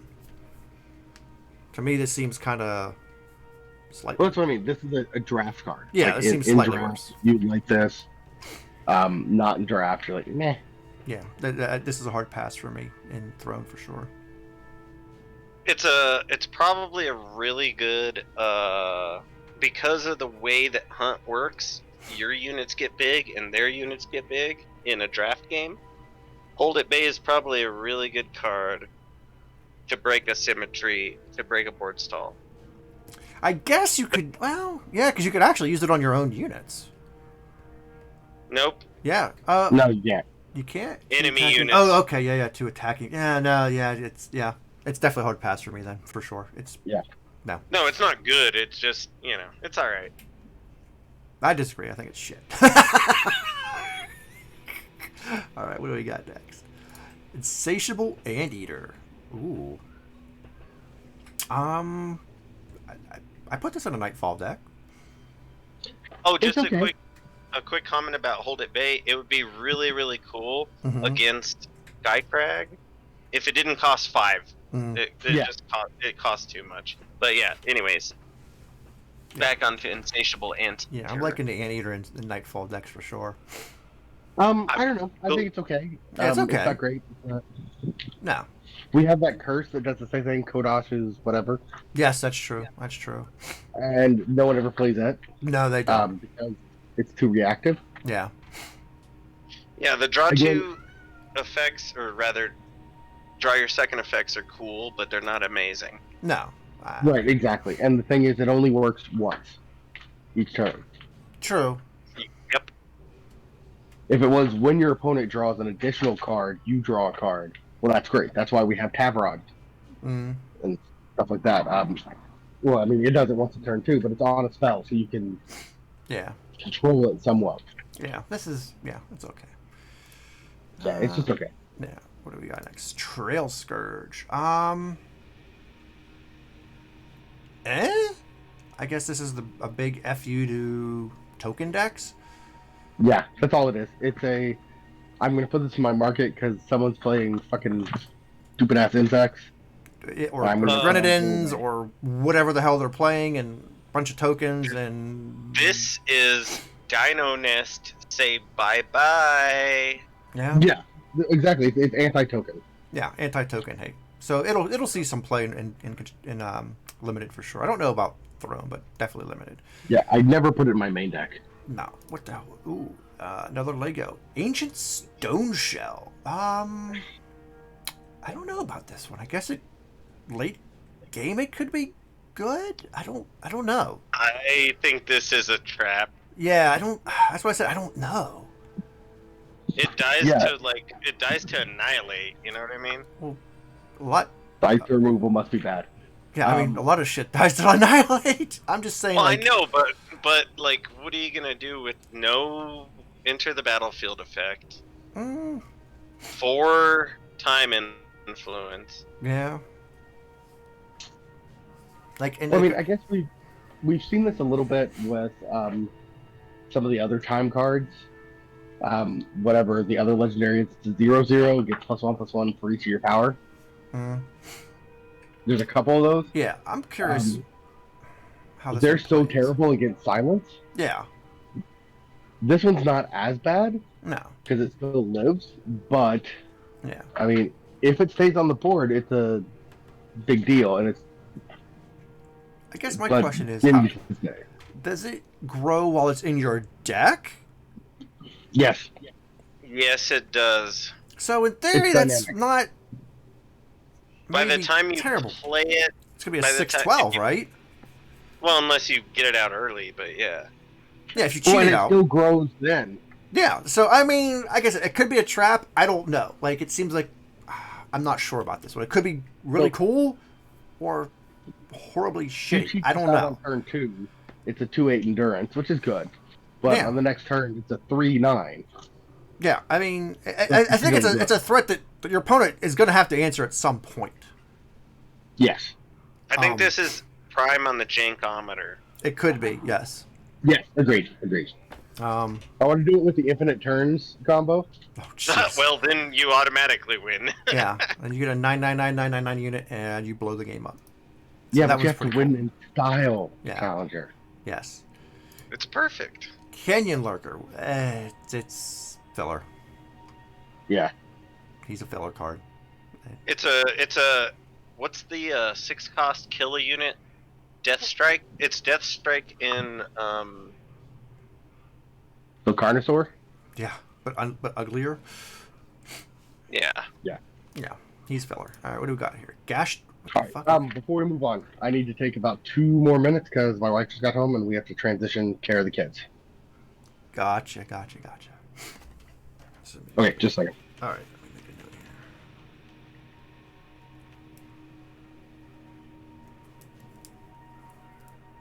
Do you edit your own videos? Yeah. Well, usually I don't edit them, but I've only done a couple of these by myself. Like, I've not had anyone else with me. So I've only done like 2, or I basically did like a quick draft. I'm like, hey, I'm gonna record this draft. I almost did it the other day. I did some more of the event off stream, and I had a 9-win run with one of my favorite decks, and I thought about recording it before I did. I'm like, I didn't expect it to go that well. I didn't expect it to go that well because I was playing my Brimstone Altar deck. Nice. And I mean, I pulled a couple games out of my ass. Where the one game I just kept finding all my steel cards, and I already had an altar out. It was great. The guy was playing Valks. That's hilarious. Oh yeah, and I was down to the last turn. I thought I was dead. He had 2 flyers out. He had the one from the one site, the one 6/6 endurance that like you draw cards, like, you fill up your hand based on your opponent's cards. And then what's the guy? Sadidi. Then he got a Sadidi. I had 2 steel cards in my hand, and I had enough power. So I stole both of them, hit him in the face. He went down to 1, and then I killed one of his units with my Brimstone Order to kill him. He had to have been so salty. I can't believe I won this game. No, that just means you outplayed him. I don't know about that. I just outdrew better stuff. When I got down to the end, I got down to my last game. I was 9-2. I'm like, oh, and I ended up losing it. I'm like, damn. Couldn't eke out that 10 wins. My mom is 72, and I was telling her about somebody complaining on Eternal about their draws, and she was all, "Don't you just draw random cards?" And I was like, "Yep." That's yes, any card game ever. Like, if you don't want to, she was all. I was all, "That's like, oh, no problem." I was like, "That's like complaining about chess being like, I wish the bishop had different moves." It's like, no, that's part of the game. If you don't like it, play a different game. Anyway, cool. Yeah. I don't know. I get really salty when it gets near the end of a game and I've been winning, and suddenly I draw like 8 power in a row. Well, I mean, yeah, you can obviously not be happy about it, but that's just how variance works. All right, let me know where you want me to start again. I'm making a note here. Whenever you are ready. All right, so next card, we got Gastrolith. You can play any number of power cards per turn, and you empower, you gain 1. That seems bad to me. For what it costs, it costs 6. Be really good. And just to be clear, Random has already made an OTK deck using this. Why am I not surprised that Random's already made a fucking OTK deck with this? That doesn't. He's using this with Glimpse of the Possibilities. Okay. So, like, in a 50 power deck. To do what? To get like 50 power and then play like Pyroblast in the face. Pyrotechnic explosion. Yeah. I've tried working with it.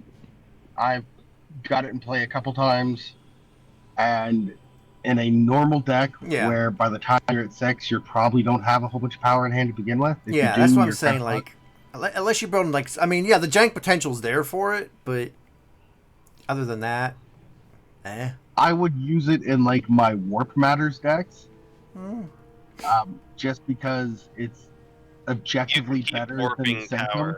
Yeah, true. I'd see it maybe in your market or something, right? You don't main deck this, do you? Oh, I don't know. In that deck because I do have one, I'm running on ladder now. I think it's quite good. Where you're using a lot of warp stuff and Glimpse of Possibilities decks. Talir's Sanctum just doesn't cut the mustard because you have to have multiple of them or you break a warp chain.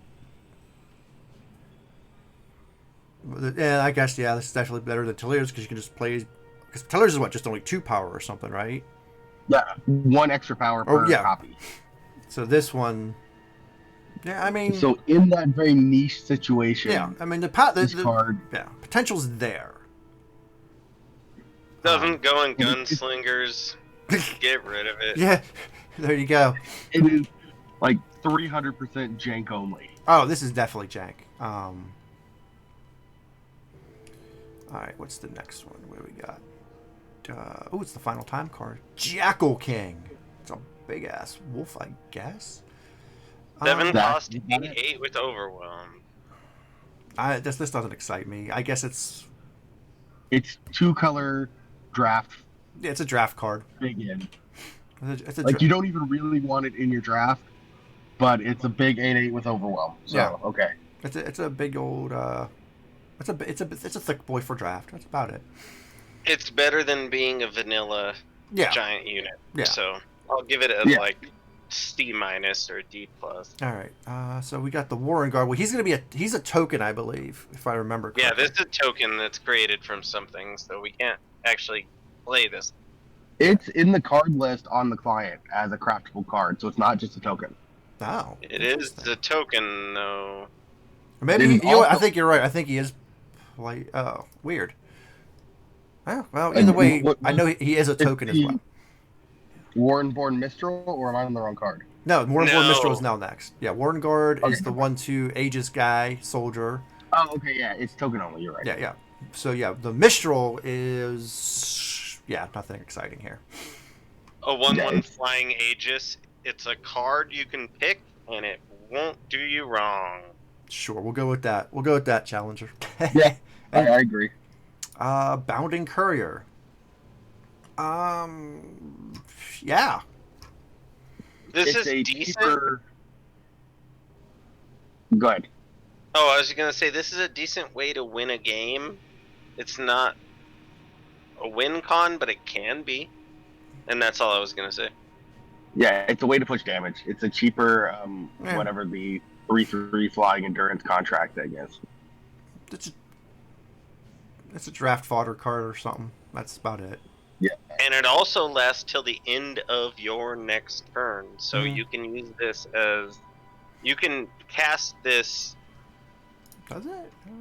Oh yeah. Yeah, that's what it says. Yeah. So, a preemptive flying blocker when you desperately need one. Yeah. Exactly. Not terrible.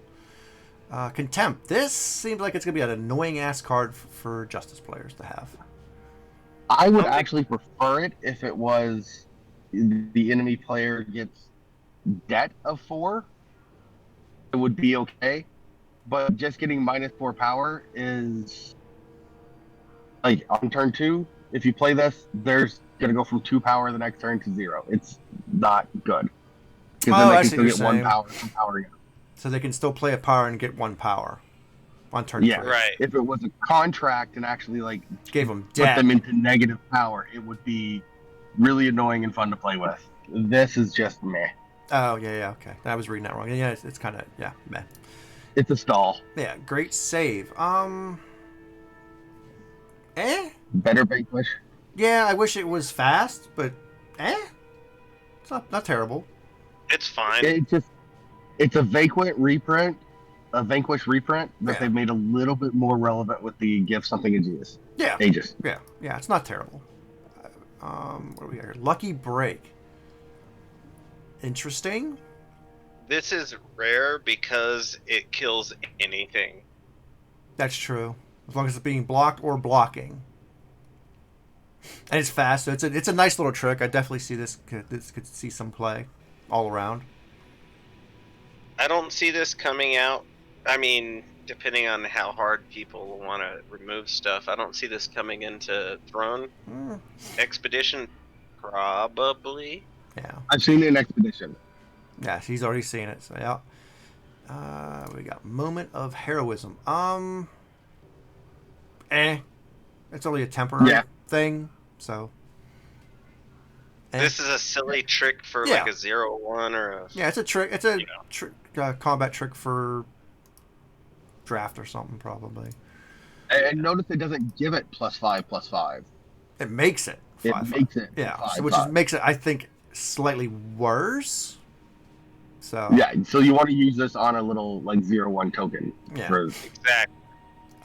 When he attacks alone, Myrmidon drone. When a unit attacks alone, this gets -2 attack. I don't know what the hell. Yeah, the way. No, so what this is, it's a 3/3 for 2 that.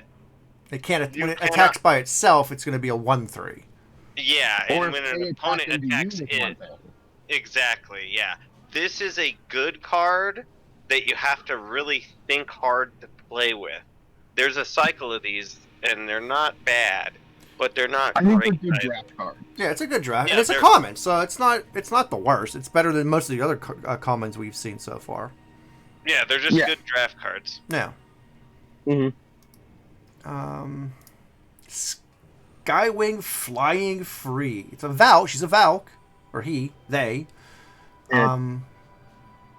Can't play unless you've played another unit this turn, which I guess we saw that one card already, the 1-cost 1/1 flying Valk. I mean, and most Valk decks are usually fairly cheap, so I could see this being played in Valk decks because it's a lifestealer. This is probably crap written all over it. Yeah, really? You think?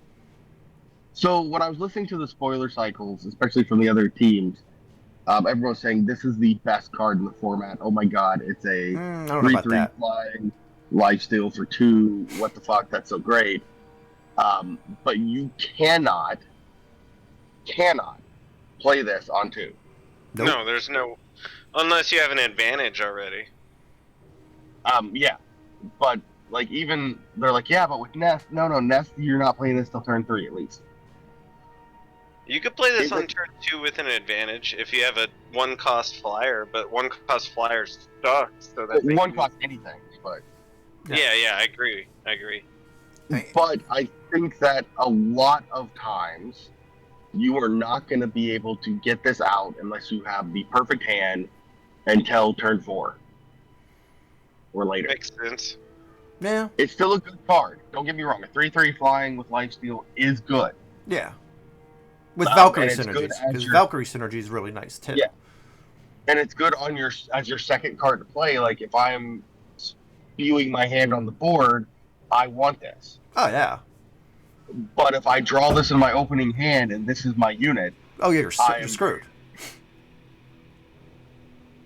And if I draw this late game when I'm top decking, mm-hmm. I'm very unhappy. Because I just can't fucking play it. And I think anytime you have a card that has this severe or any kind of restriction to even get on the field, it's annoying. Falling into trap territory. Yeah. You're going to lose a game because you needed to play a flyer or a unit. And you couldn't. From your top deck, and you couldn't. Yeah. I could see that happening. I mean, unless you're putting like 30-plus units in your deck with this. No, yeah, this is a jank unit. This is a jank unit with something like Valkyrie Station. Yeah, I mean, and I get what you're saying. It's definitely not the best card in the set. I don't think so either. It was really interesting. It's a good card. It's definitely a good card. Oh yeah, it's good. But the other people reviewing it were like blown away, and I think none of them really thought about the situations you're going to get in. Yeah, because it has a very, that restriction. It's a very big restriction. Like it's a key restriction. So it's not it can't attack or something. If you haven't played a unit this turn, it literally can't leave your hand. Yeah. So, but I could see some people trying to do some stuff with like Valks with this because I would probably put this in Valk decks with, like I said, over like 30 to 32 units. Like if you try to do like 20 units Valks, nah. Mm-hmm. And this goes in something like Project or Token. Oh yeah. Where you've got nests and stuff to reliably play a unit cheap every turn. Yes. But I'm just saying, it's not the be all end all. Where it's good, it's going to be very good, and everywhere else it's going to be very bad. And then you are going to come across a significant number of situations where you're playing this card in your deck, and you're like, oh fuck, I can't play this. Yeah. I have one copy of it. I don't know that I would craft these right away, but I'm interested to see what people do with Valks in this for sure. It's solid. Who we got next? The Green Delivery. War Delivery. Yay, next card. Deliveries, awesome. Moving on. Zeot's Inquisitors. Another spellcrafter, play Harmless Question, which is the 0 cost on an enemy unit. Are we eating before or after Jeopardy?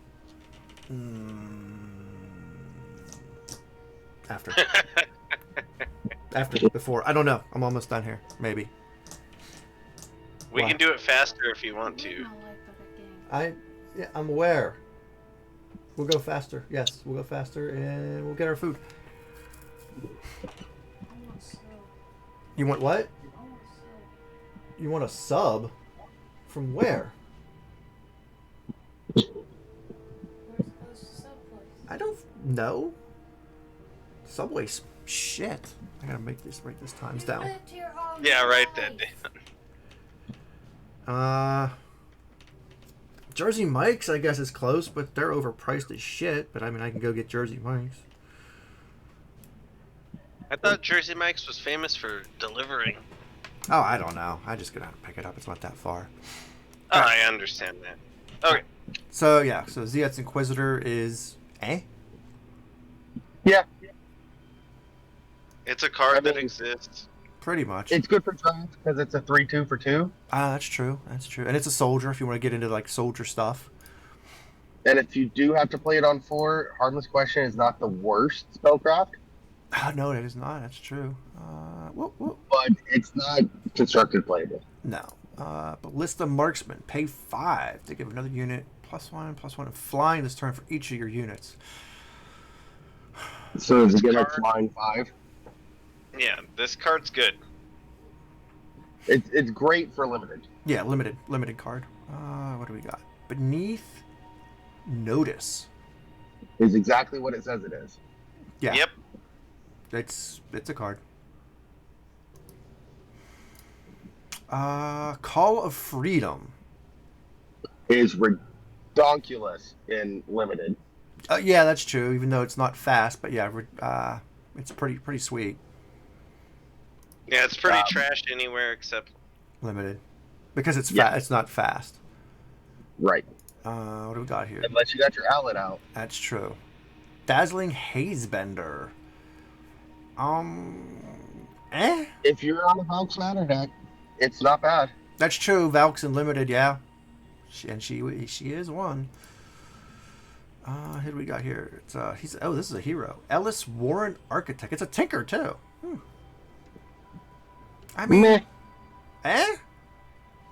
It's a good lockdown. Bar the Gates isn't terrible. No. 3/3 Valor for 3 is not bad, No. but I don't think it's constructed playable.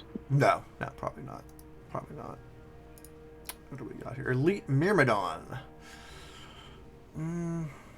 He's another one of those one of unit tax alone things. So. yeah, this is Drafter League. Yeah. Yeah. What we got here? Gleaming Crawler. If you're doing like a versatile weapon thing, maybe. You like it in draft. True. Yeah, I like it more in draft. You're not gonna play it in, like, even if you're playing Weapons Matter. Oh no, you're not gonna do that. You're not gonna do it. No, I'm not that desperate. Mounted Archer. This goes cool in Rakano with the Groves guy. That's true. You get a bunch of armor and stuff. Yeah. I don't. I've seen this a lot in Expedition in the Huru hunt. Yeah, it doesn't seem terrible at all. It's not terrible. I don't run it currently. I think there's better alternatives. Yeah. It's not bad. No. Be a fun build around. I don't know about Jank, but I think a fun build around. All right. Quinn, Beast Heart. When a unit hunts, gets a random battle skill. So she's doing battle skill Kill this fucker on sight. Every time. That's why it has 3 health. Yeah, it is definitely only played in the Hunt Matter decks, obviously. It's actually not that good, I would think, for limited. Yeah. But in the Hunt decks, this, especially with the time card, the legendary spell that lets all your units hunt. Oh, that'd be super gross. It is ridiculous. Now, the one thing to keep in mind here is it's when they hunt, it doesn't care how much they hunt for. So, and I found this out the hard way, thinking I get 100 battle skills, and what I got was 1. Hey, yeah. But if you're playing Hunt Matters, especially with the Primal card we'll see later, that makes it where everything you play, the first unit you play hunts, if that unit also hunts on itself, it gets 1 hunt and then a separate hunt from itself. Oh, okay. So it is actually quite good on that. And again, with the spells that make all your units hunt, it's ridiculous. So if you do not kill this, it is going to hurt you badly. Yeah. Steel Avenger. It's not even a card. Fuck this, I can move on. There you go. Hey, it says Oni on it. Yeah, there you go. It's Oni. Tunnel Blockade. Oh, here you go. Just to your token Aegis guys. It's a thing. Aegis. They can block. Yeah, it's a stall, maybe like a token thing. It's maybe a draft card. Good. I don't know. It's not as good as the 2-cost play 2 1/1s with talent. No, yeah, the Minotaurs. No, it's not. But and it's a slow spell, but it's okay. Yeah. Who we got here? Warren Tactician. Lifesteal. Pay 8 to stun 2 enemy units? Eh? It's This good is for our- draft. Yeah, I guess it'd be a Yeah. draft card. And it's just another soldier, so you got some soldier stuff going a little bit, but Yeah, That's another this is deck our we're trying to make here. yeah. This is our soldier pay 8 unit. It's designed to break board stall, so Yeah, I that's what it guess. is. Blockade Guard. It's an Oni and a soldier. Can't attack till your next turn. I mean, Yeah. eh. I think this card is draft complete card plus some crap. damage. Yeah. I think this card's like a D minus. Did you mind? Yeah. It's filler. Emerald Beetle. Green Beetle's a good beetle. Yeah. Yeah, 7 to pace, get 7 armor. That's always a sweet thing. But the rest of it's kind of eh. I think. Yeah. Well, it could be a 3/3 or a 4/4, but the Valor, or it could just be a 2/2. Yeah, And that's what I mean. Like, the Valor though brings it up to a 3/3, which is not Yeah. bad. It's not bad. It's definitely something you want to see in your limited. Like, you're happy to have it. You don't really want to put it in anything else. no, yeah, I would not thrown. I would no, just no. All right, moving up here. So just a note, I just saw this. One of the reprint cards is Entrapment, and how bad is that right now when everything is Nightfall all over again? That's true. I'm sure Direwolf didn't do that on purpose at all. Yeah. Gate Captain. I guess if you're playing tokens or something and limited, maybe. Limited chaff, and Yeah. but then the two justice makes it less good. Yeah, that's true. Yeah, this card's kind of trash. All right. Lord Mayor Horat. It's not as insane as people think it is, but it is very, very. It's very annoying. It's like Justice I needed can more see it. ways to play it, equalize. I would like to play this in a janky lay siege deck Hmm. where your opponent thinks they're going to push a whole bunch of damage, and you just ready all your units from the last turn. Oh, Yeah. and they all get +1/+1. Because it's a permanent +1/+1. That's true. Yeah. That could be funny. Or I guess that So happens I every think it turn, has doesn't it? potential. Also, just every turn. Yeah, You every, get- every time you've attacked. It's like You the get- Relic, but worse. Yeah, this is You get. interesting. Sorry, I keep trying to interrupt you. No, Apologies. but, No, you're good. You get armor for every other of your units that readies. yes, absolutely. It's kind of insane. And if Yeah, you're running endurance units, like say Magniventurous, that Mhm. gets +1/+1 at the end of your turn. And it's going to get a lot more armor for it to keep attacking. Yeah. So yeah, I think that part's actually better than the spellcraft part, honestly. No, we the need to talk about equalize- that. Oh yeah, it also fucking plays Equalize for 2, by the way. Yeah, I mean, because why not? Yeah.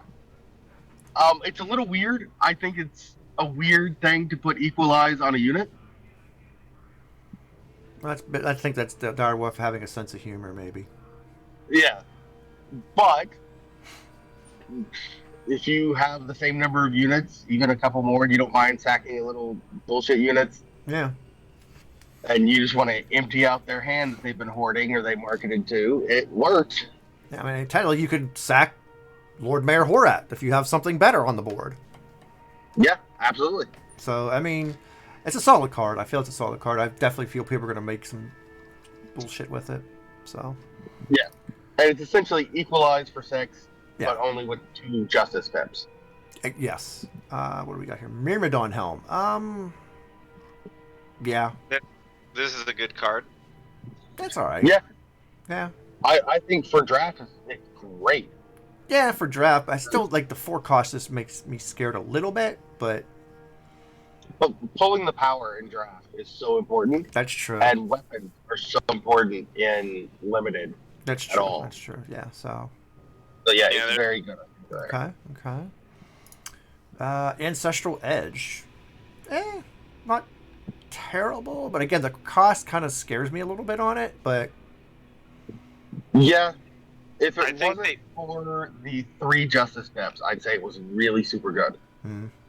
Yeah, I think they put this at 3 justice on. Probably. Otherwise, it'd probably be too ridiculous. Right. So yeah. It's a fine card. Not yeah, great. I mean, yeah. Okay, who do we got here? Oh, another legendary General Fiera. Okay, so Aegis and Torrent units are invulnerable to battle damage while they have an Aegis. Yeah, this is a build around, complete jank.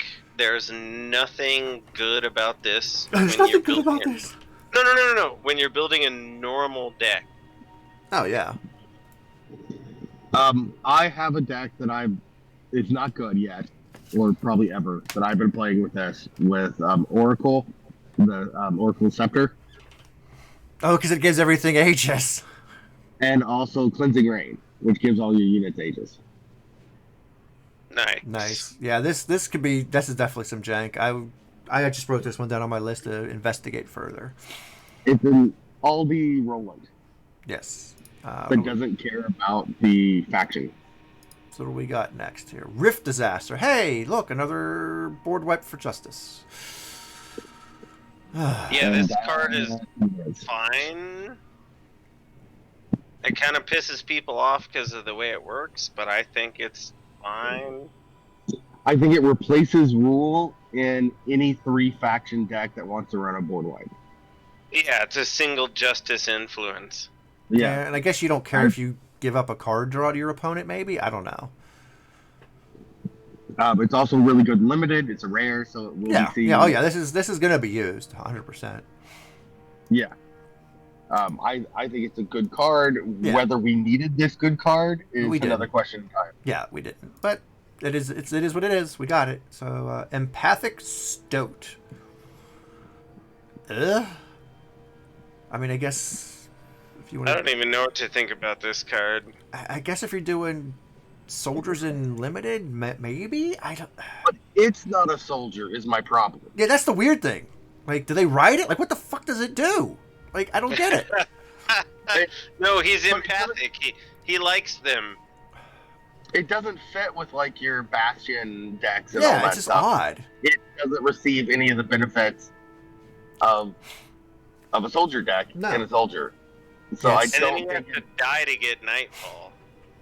Yeah, which then makes like the only reason you would ever play this is because 2 plus 2 plus 1 is significant on your soldiers. Yeah, you don't want this to die. No, it's just a weird card. I'm gonna leave it at that. It's a weird fucking card. Like that's how I. Give it an F-. Yeah, it's just weird to me. Rebellious Mistral. Yep, another Valk.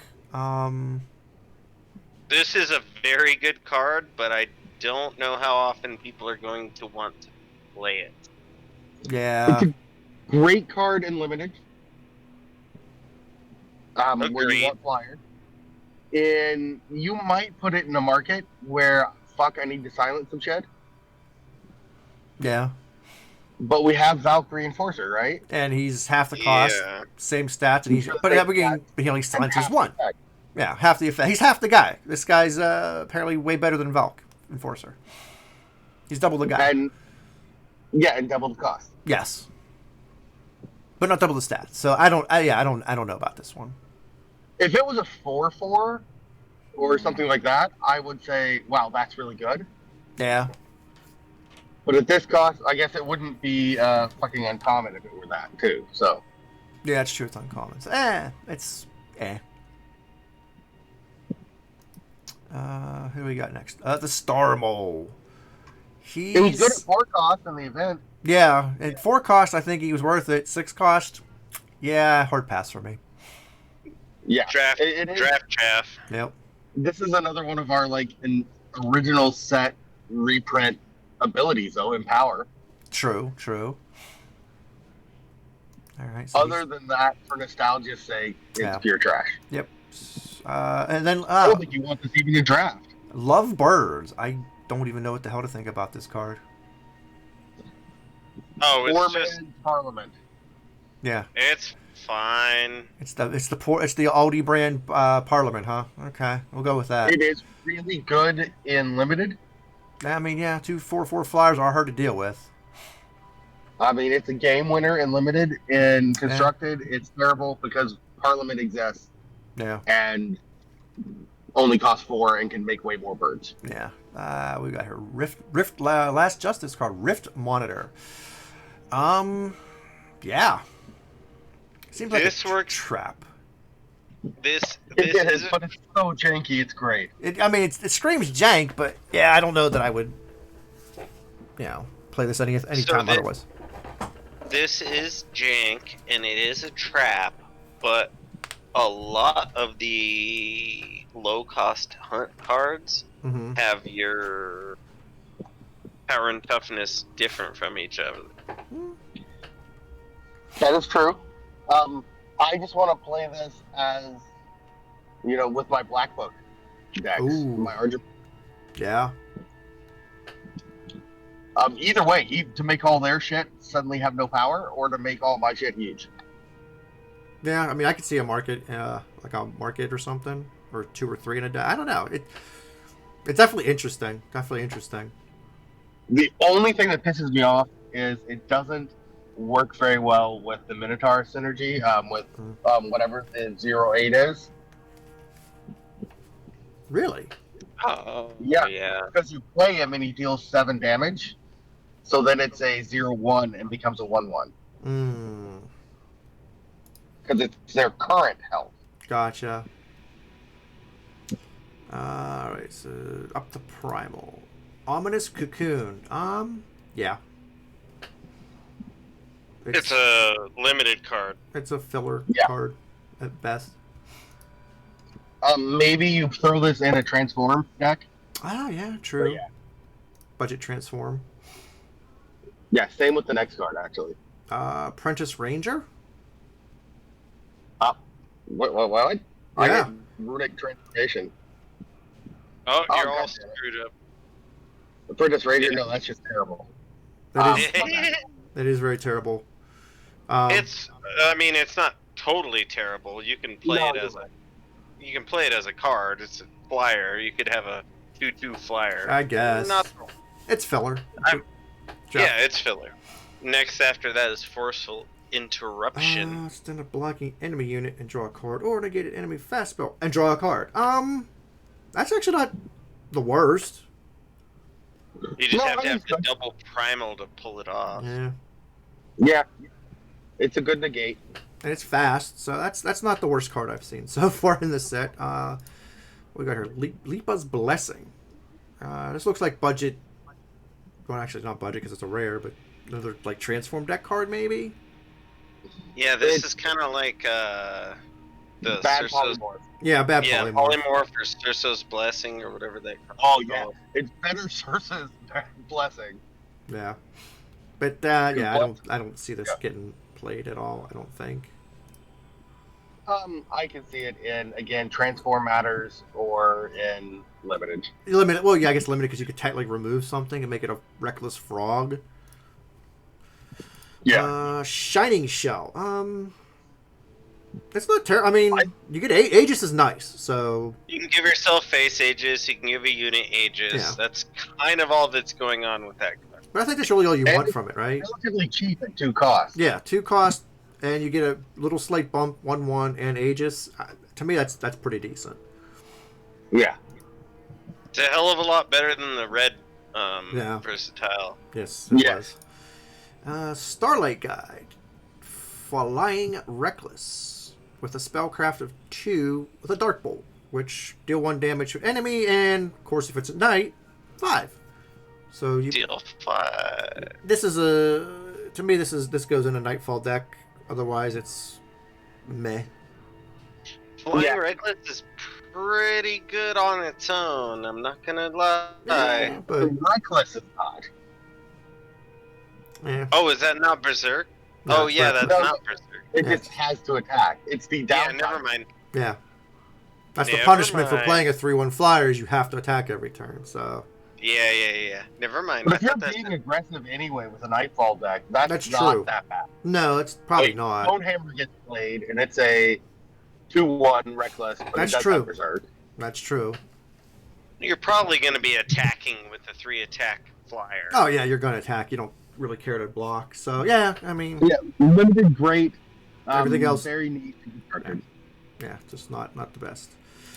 The seed... And the unit types, it's a ranger. Mm-hmm. It doesn't have any synergies. Oh, no. Yeah. Seed Tender. Gain an Aegis. You play a spare weapon directly on Seed Tender, you hunt. I don't think it's not good in the hunt decks because you have to play the spell on it. Maybe if you're doing like a Kira hunt. But otherwise... Yeah, he's just a filler. Again, he's a 2/2 for 2. But it gives you Aegis. It's a 2/2 for 2 that costs way too much. Yeah, pretty much. He's at best. What do we got here? Thick Hide. Oh, it's just to keep a unit alive, fast spell. But you draw a card, which is nice. But you're never going to use it constructed. No. But it's a neat trick for, like, limited. We got here Whistling Quill. This is actually a decent card. Yeah. I thought it was much better until I've actually like sit down and read the text now that it's only this turn. Yeah. But limited. Oh, it's a summon effect. Oh my gosh. Mm-hmm. Yeah. Yeah, I thought that card's a lot worse. Yeah, at first I thought it was, when you hit someone, you get a fucking card. That's great. But no, it's actually kind of crap. Oh, man. Well, I guess it's okay if you play it as a relic rather than a... I don't know. Or if you're playing it on a unit with unblockable or flying. Yeah. Yeah, that card... why is it a 2/1 for 2 with 2 primal? Yeah. It's just over... It's weird. It's so weird. Yeah. It will never see play. Yeah. Maybe in draft because, look, it's a weapon. Pretty much. Yeah, I kind of misread it as you as well. Let's continue onward. Oh, delivery. Well, we know what to say about those. They're good. Aerial Rescue Team. Yeah, that's what I say about this card.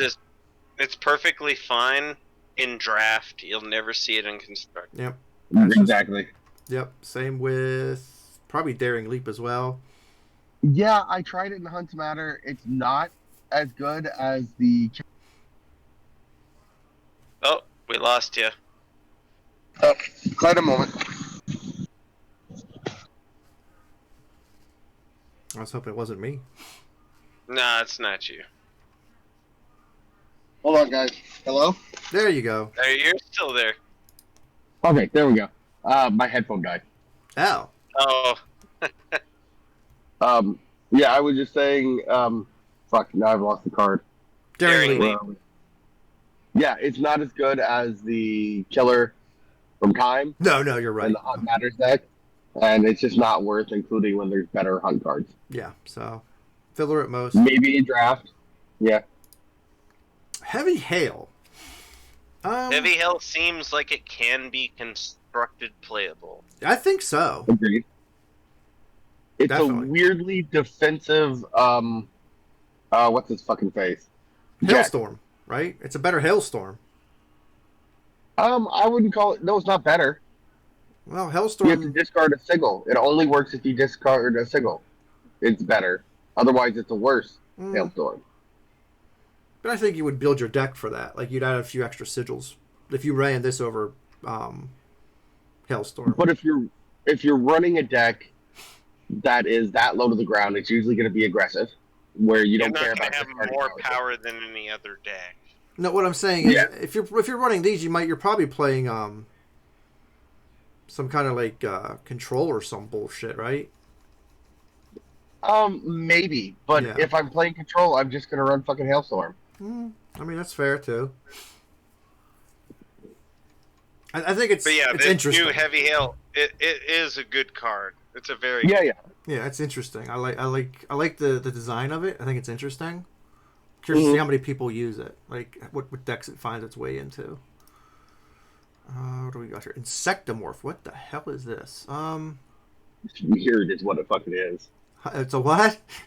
It's a weird card is what it is. Select for unit into your choice of a 5/2 insect with Overwhelm or a 2/5 with Aegis. Again, Audi brand transform deck card thing. It's really good and limited, where your early unit that is now a giant piece of shit, you could make it useful. You turn your 1/1 into a 5/2. That's true. Yeah. Yeah, I mean, it'll see play there. That's about it. Yeah.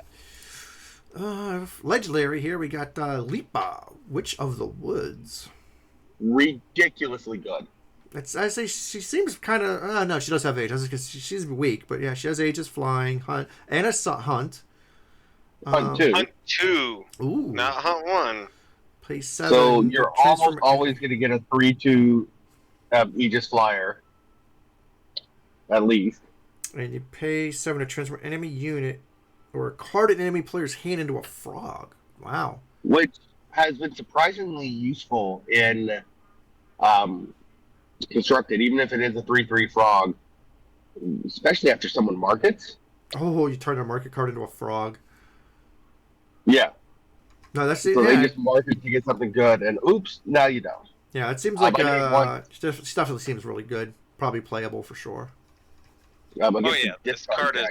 Yeah. This card is definitely going to be played. Oh yeah. And it already is seeing a lot of play. You play this even if you're not doing Hunt Matters, because like Plunk, it's hard to kill, and it does a decent amount of damage. What do we got here? Midnight Trapper. Your spells deal 2+2 damage at night, and when it hits the enemy player, Nightfall. There could be some jank here, I think, with a Nightfall deck. I'm not sure, but it feels like there could be something here. Yeah, I got spell damage. I got a set 4 spell damage list that has been solid. Oh. It's nothing in constructed. Yeah. Oh yeah. I probably you'd probably do something in limited, maybe, I guess. I don't know. You could screw around. I think I have it on my list to just kind of mess around with. What do we got here? Nocturnal Glider. Flying Squirrels. Yeah. This is a solid card. Yeah, I agree. Yeah. Especially in the Nightfall decks, it's really solid. Oh yeah. It's a 4/2 flying for 3. If you're playing an aggressive deck that has a lot of Nightfall, which is gonna be a thing, especially in and he summons Expedition. Nightfall, so oh yeah. All right, so who we got up next? Olos, the Elder Ranger. First, I touched on this one earlier. Is this the guy you were talking about? Yeah. Oh yeah, he has. Oh wow, and a Wisdom of the Elders on a stick. Not terrible. He's pretty You have to good. play him for 7 to do that, though, but still. Yeah, draw but him- if if you draw him late late. game. Yeah.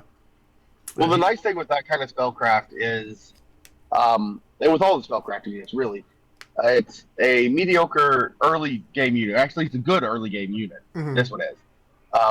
But if you draw it really late after a board wipe or something, if it didn't have that spellcraft, it would be absolutely fucking terrible. Yeah. Indeed.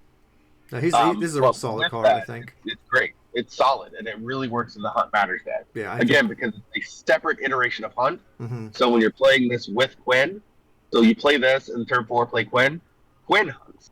And Quinn gives herself a battle skill. Mm-hmm. Or you have Quinn out, play this, and play Lipa. Lipa hunts, and then hunts again. Nice. Yep. And gets 2 battle skills. All right, what's have we got next here? Sparrow Augur. Filler. Yeah. I don't know about that. Look at that pay 8. Yeah, but it's pay fucking 8. Yeah, you love the pay. You love the pay 7 and the pay 8 challenger. It's really good in draft for a board stall. I agree with you there. Yeah, it's not going to be insane and thrown at all. Yeah. You're going to have your. I mean, if I'm drafting, I would grab this card just because it's a 2/3 for 3. Like it's a okay body, but you know. Well, yeah, you're gonna hunt. You're gonna get your advantages. You're gonna be able to pay 8 before you get to 8. You hope. Hopefully. Yeah. In theory. Yeah. So what we got here? Stormwatcher. It's a hailstorm on a stick. Yeah, it's okay. Yeah, she's I not don't terrible. have no more to say about that than it's pretty cool. Yeah, she's cool. Yeah. Art's cool on it. That's about it.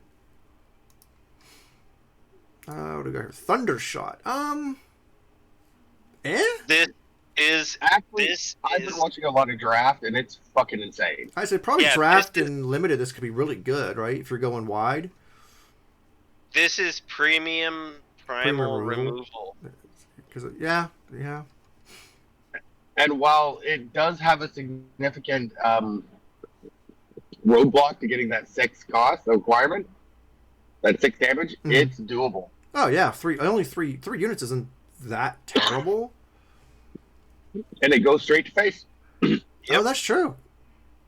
Deal 6 damage instead. Yeah, just deal 6, goes to face, another unit, whatever. So yeah, to me that's just kind of a solid card. Yeah, it's a very, very, very good card. You have to just kind of mold it a little, but it's a good card. All right, here we got your Cobalt Beetle. We saw this guy in the previews, I think, right? In the event. Yep. Drawing 2 for 7 is kind of silly, but it's okay. Not too bad. No. It's kind of better than like giving it like +1 damage or something. Yeah, it's okay. It's better than the sketch. True. Which is draw 1 for 6. Yeah, this is okay. And it's got a body, right? So. Yeah, it's a good card.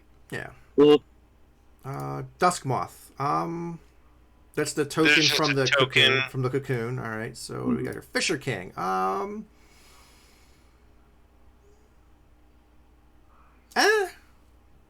see it's a draft card, I guess. It's a flyer. This is an interesting card. Yeah. This is a Jank card. This is a build around Aegis Matters. Mm-hmm. I've got lots of ways to give Aegis and take it away. And draw cards. Yeah, true. Yeah. I've seen it played once as that, and it worked in a. It was again aggressive Elysian Flyers. Mm. Oh, yeah, I feel like it will see play, in draft, expedition. Twilight Lady. What the hell is this? It's just a big bug. It's draft fill, in my opinion. Yeah. Wait, filler.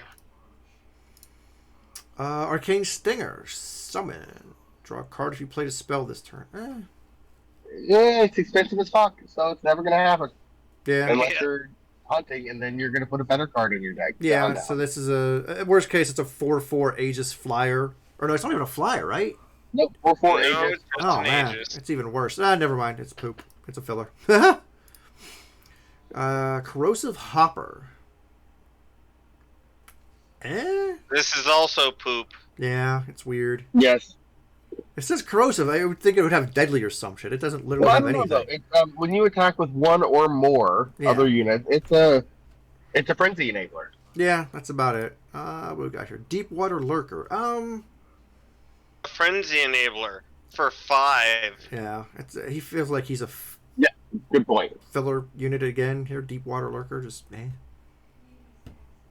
Yeah, he's filler. He's crap. We got Hard Lesson. Draw 3 cards and discard another primal draw discard card. It's bad. It's 5 cost. Yeah. Like it's the Aldi brand, whatever the 4 cost fucking version is. Yep. Honor a clause. I think. Wait. I think Hard Lesson is you're supposed to discard your advantages. I guess you could. Okay. I mean, it's still not good, but yeah. Yeah. Okay, you could do that, yes. Would it make this card playable? No. Yeah. No. I could see someone you grab it in a draft or something. Maybe. Mm-hmm. But other than that, yeah. Hunter Clause is better in my opinion. I agree. What do we got? Living Reflection. That could be good depending on what you use it on. But it seems like they're high cost, though, to me. I don't know. I am playing it in my market, in my Hunt Matters deck. Okay. And playing it on a Fox. Well, that makes a lot of sense. Just ridiculous. Well, yeah. Right? especially when you have like Quit out, and then you play this on the Fox, and now your Fox gets another battle skill besides Overwhelm and Aegis, Gross. and it gets possibly +1/+1. So yeah, it's good there. I would not main deck it ever for any reason because it costs 5, and we have better lots stuff. of play and copy cards that cost less. That are All right. Ooh, Deep Freeze is pretty good. Yeah, Deep Freeze. It's a market card. Yeah, control decks would probably love this in their market. And it's also for anything. I use it in my market in the hunt just because. Oh, it's a board stall. We both got big things. Not anymore, motherfucker. True. It is a permanent crystallize. Yeah. River Warden. What's this? Attacks. It deals damage equal to its current life. I don't think that's a good card. Yeah, I don't know. There was a lot of hype over this one in the spoilers, but I think what people forget is that current health thing. So if it attacks, that current health goes down if it dies to combat damage. Yeah. So as long as you're not dying to combat damage, this is funny, and you can do some crazy shit with this. Play tricks on it and different things. Yeah. Yeah, you can play some really stupid tricks with amplify cards and stuff like that to get it really, really high health, and then sack it to kill the opponent. There's definitely jank ability here. I'm sure someone's going to try to break it. There. But I think a lot of people are misunderstanding, unless I'm wrong. But from my understanding, the current health caveat means that combat damage reduces that to nothing. Well, but I guess it depends on when that actually happens. It says when it attacks. Does it immediately, as soon as you declare it as an attacker, does it immediately hit you for 6, or is it after it's attacked? Oh, you know what? I've been misreading it. I'm wrong. So my bad. Because edit that shit out. Yeah, in theory, how I'm reading it is, as soon as you declare it as attacker, it should hit you for 6. For some reason, I had it in my head that when this card dies, it deals its damage. Oh. When it attacks, yeah, you could definitely. That's actually quite good. Jank if you have a way to give it killer or charge, it's very jankable. This screams jank so hard. My bad. Yeah, this screams jank. I just wrote it down on my list, so we'll have to revisit that little guy. Stalking Sabertooth, filler. Yeah, it's a card that exists. Yeah, I've seen it in Hunt. I've seen it played in Expedition. But it's not. A couple times it's been really good, but generally it's not. Because the best you're gonna get is a 6x for 6. Yeah. And probably not. Yeah. And the only time it was good then was because it was played on an empty board, and I was power like flooding like massive. So it's not good otherwise. Gotcha. All right. Pheromone Flytrap. Flytrap. This looks cool, but I don't think it actually would do any. Huh. Yeah, I think it's a lot like the what's the 4/5 from a couple sets ago in time, the Allosaur. Oh yeah. It seems good on paper until you realize it costs fucking 7. Then you have to like use your units to do something. Yeah, and it's not particularly good on its own. I agree with that.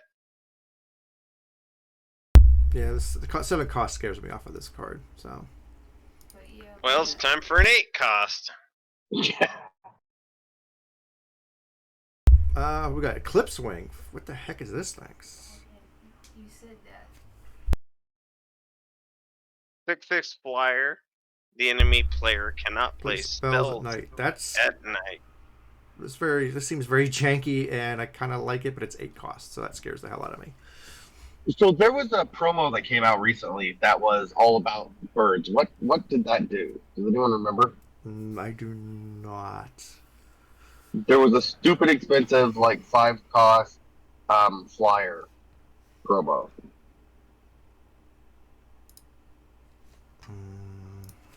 That did something to your other shirt. Hold on, let's see if I can find.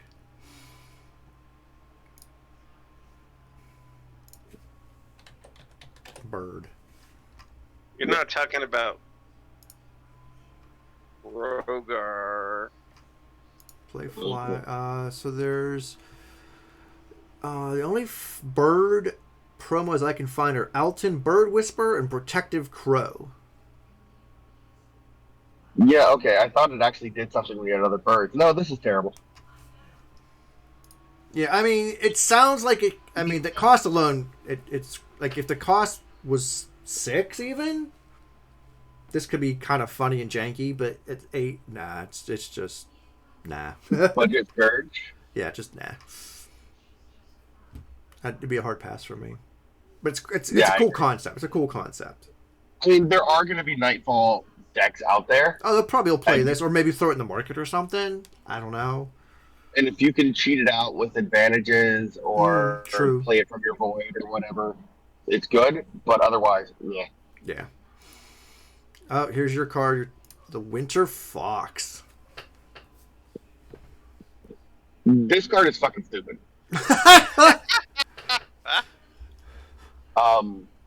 I play it in 3 faction and get it out very easily. Especially now that there's all the cyclics and all that. 2 factions is even easier. By turn 5 or 6, I have gotten this thing down to virtually free. That's gross. Because there's so much hunt support in 3 faction. It'd be a little bit harder just doing the Huru and just doing the Elysian. But putting them together with all that crap, it's fucking stupid. It does a lot.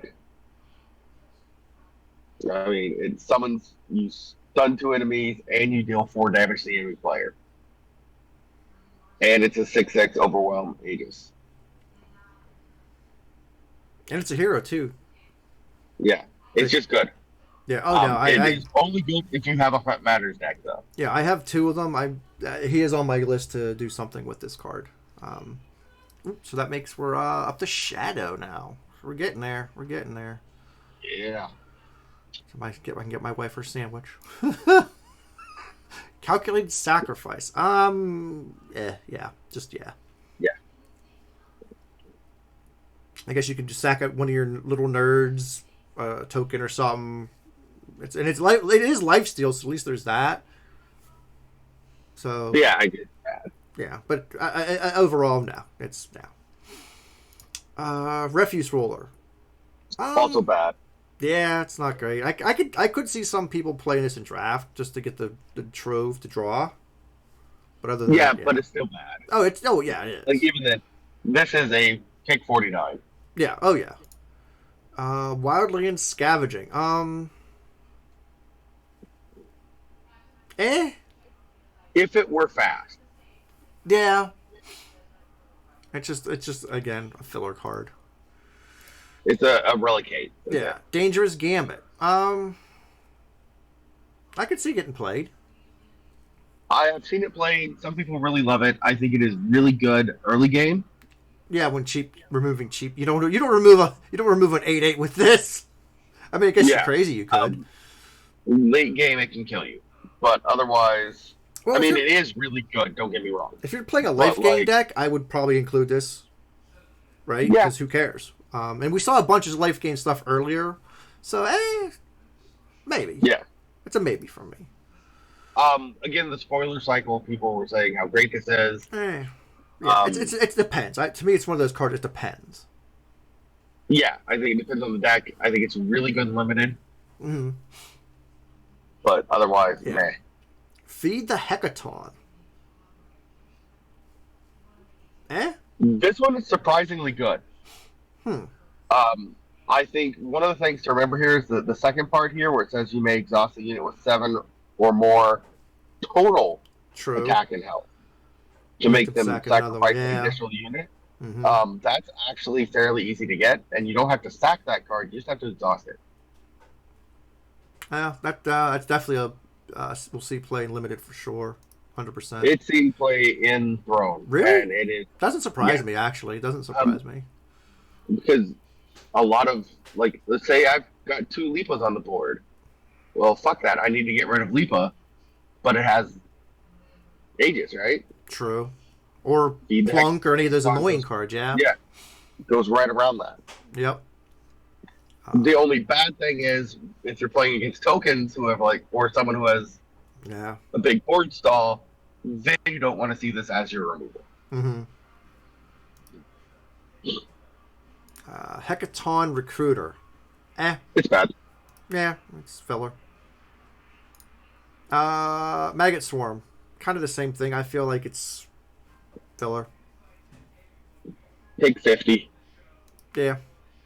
Murgo the Bone Guy. He seems interesting to me. I don't know why. Probably because, he does have Hunt, but the whole transform, any unit, kind of interesting to me. And he's a rogue. Yes. Yeah, you get a weapon out of it. That's good. The Hunt is inconsequential for most of the... Yeah. When it hits you Hunt stuff, it's just going to be bad. Yeah, but I think that's just there to throw more stuff in the void for you to then ultimate on, possibly. Yeah. It's just like hey, here's a way to throw something in the void for you. So yeah, I'm interested to... I have this guy on my list just to see what I could do with him. Obstinate Rat.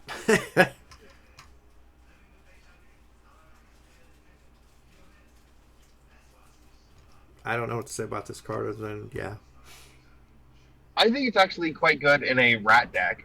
Yeah, I was looking at that, actually. Another copy of it, right? Mm-hmm. I think it both attack. Itself. And then but otherwise, it's jank. Oh, it's janky. It's jank. It's a rat jank thing, and I'm curious to see if I can get that and the guy we just looked at, because he's a rogue, and rats and rogues can be buffed together. So, right. Rotting Sickness. Are you still there, Challenge, or you fall asleep? I'm still... Sorry. Sorry. Okay. You're okay. Making sure you didn't fall asleep on us. No, I'm good. I just, I closed my thingy and I lost where we were on the... Rotting Sickness now. Oh, nice. I randomly went perfectly there. That's hilarious. So this is, again, it's limited. No, this is good. It's a limited removal. It's not bad. Permanent. This is permanent, not for the end of turn. Yeah. That makes it good. Oh, yeah. I'm not saying it's horrible. I'm just saying I don't know that I would play this in Throne, but I could definitely see it in Limited for sure, because it is permanent. Rotting Sickness is a decent limit. Oh, yeah. Yeah. And then we got our Delivery, which deliveries. They're good. Awesome. What's this guy? Tenebrous Bone Picker. We saw him in the preview event. Not terrible. This card is good. Yeah, it wasn't terrible. This is a good card. Yeah. It's not an amazing card. Yeah, it's good. Yeah, it's Yeah. good. Again, in an aggressive Nightfall deck or Limited, this is really good. Oh, I agree. Who we got up next? Bone Music. What the discard a card to play 2/02 Maggot Swarms with +1 free. I mean, I guess you're playing tons of tokens. Well, Maggot Swarms get +1 attack for each unit in your void. That's what I'm saying. Like, you're doing some kind of token shit in Expedition or whatever, maybe, because it is a fast spell. Reanimator deck. Yeah, something like that. I don't see this as horrible. I don't know how much it gets played, but it's not the worst that we've seen. Mm-hmm. Devious Bone Picker. I guess Reanimator. I've seen it a lot in Expedition. I've seen it a lot in Expedition already. Oh, it is a really good card, actually. Yeah, especially with Hunt. True. Yeah. So this just becomes a 4/5, right? Yes. And it keeps growing, right? It's not a once. It's not a once per turn. No, it does not keep growing. It's just the end of your turn. But I have seen people use this a lot with Feed the Hecaton and Hunt. Okay. Seems powerful. Yeah. And it's pretty good. I don't know if it's Throne good, but it's Expedition good. Yeah, it's solid Throne card. Or not Throne, Expedition. We got her Hand of the Hecaton. Deadly summon. You may sacrifice another unit to hunt 2. I mean, Okay, then. Yeah. The summon is nice because you can kill Aegis on everything. Mm-hmm. Just units though, not players. Mm-hmm. Oh no, wrong card. That's Yeah, the wrong- Hecaton Defiler. Yeah, we're handed This is the Hecaton. summon. Handed Hecaton, no, it's bullshit. It's Never mind, bullshit. my bad. Yeah, it's. Yeah, Hand of the Hecaton kind of sucks. But I mean, Too many fucking Hecatons for me to keep track of which one we're on. we got a lot of Hecatons. All right, we're next up to Hecaton Defiler. Still crap, but useful crap. Yeah, she's useful crap at least. Removes Aegis, so that's useful. It's an interesting market card for when you want to get rid of one of the Aegis Matters thing. Yeah. And you said they have a giant unit. Otherwise, meh.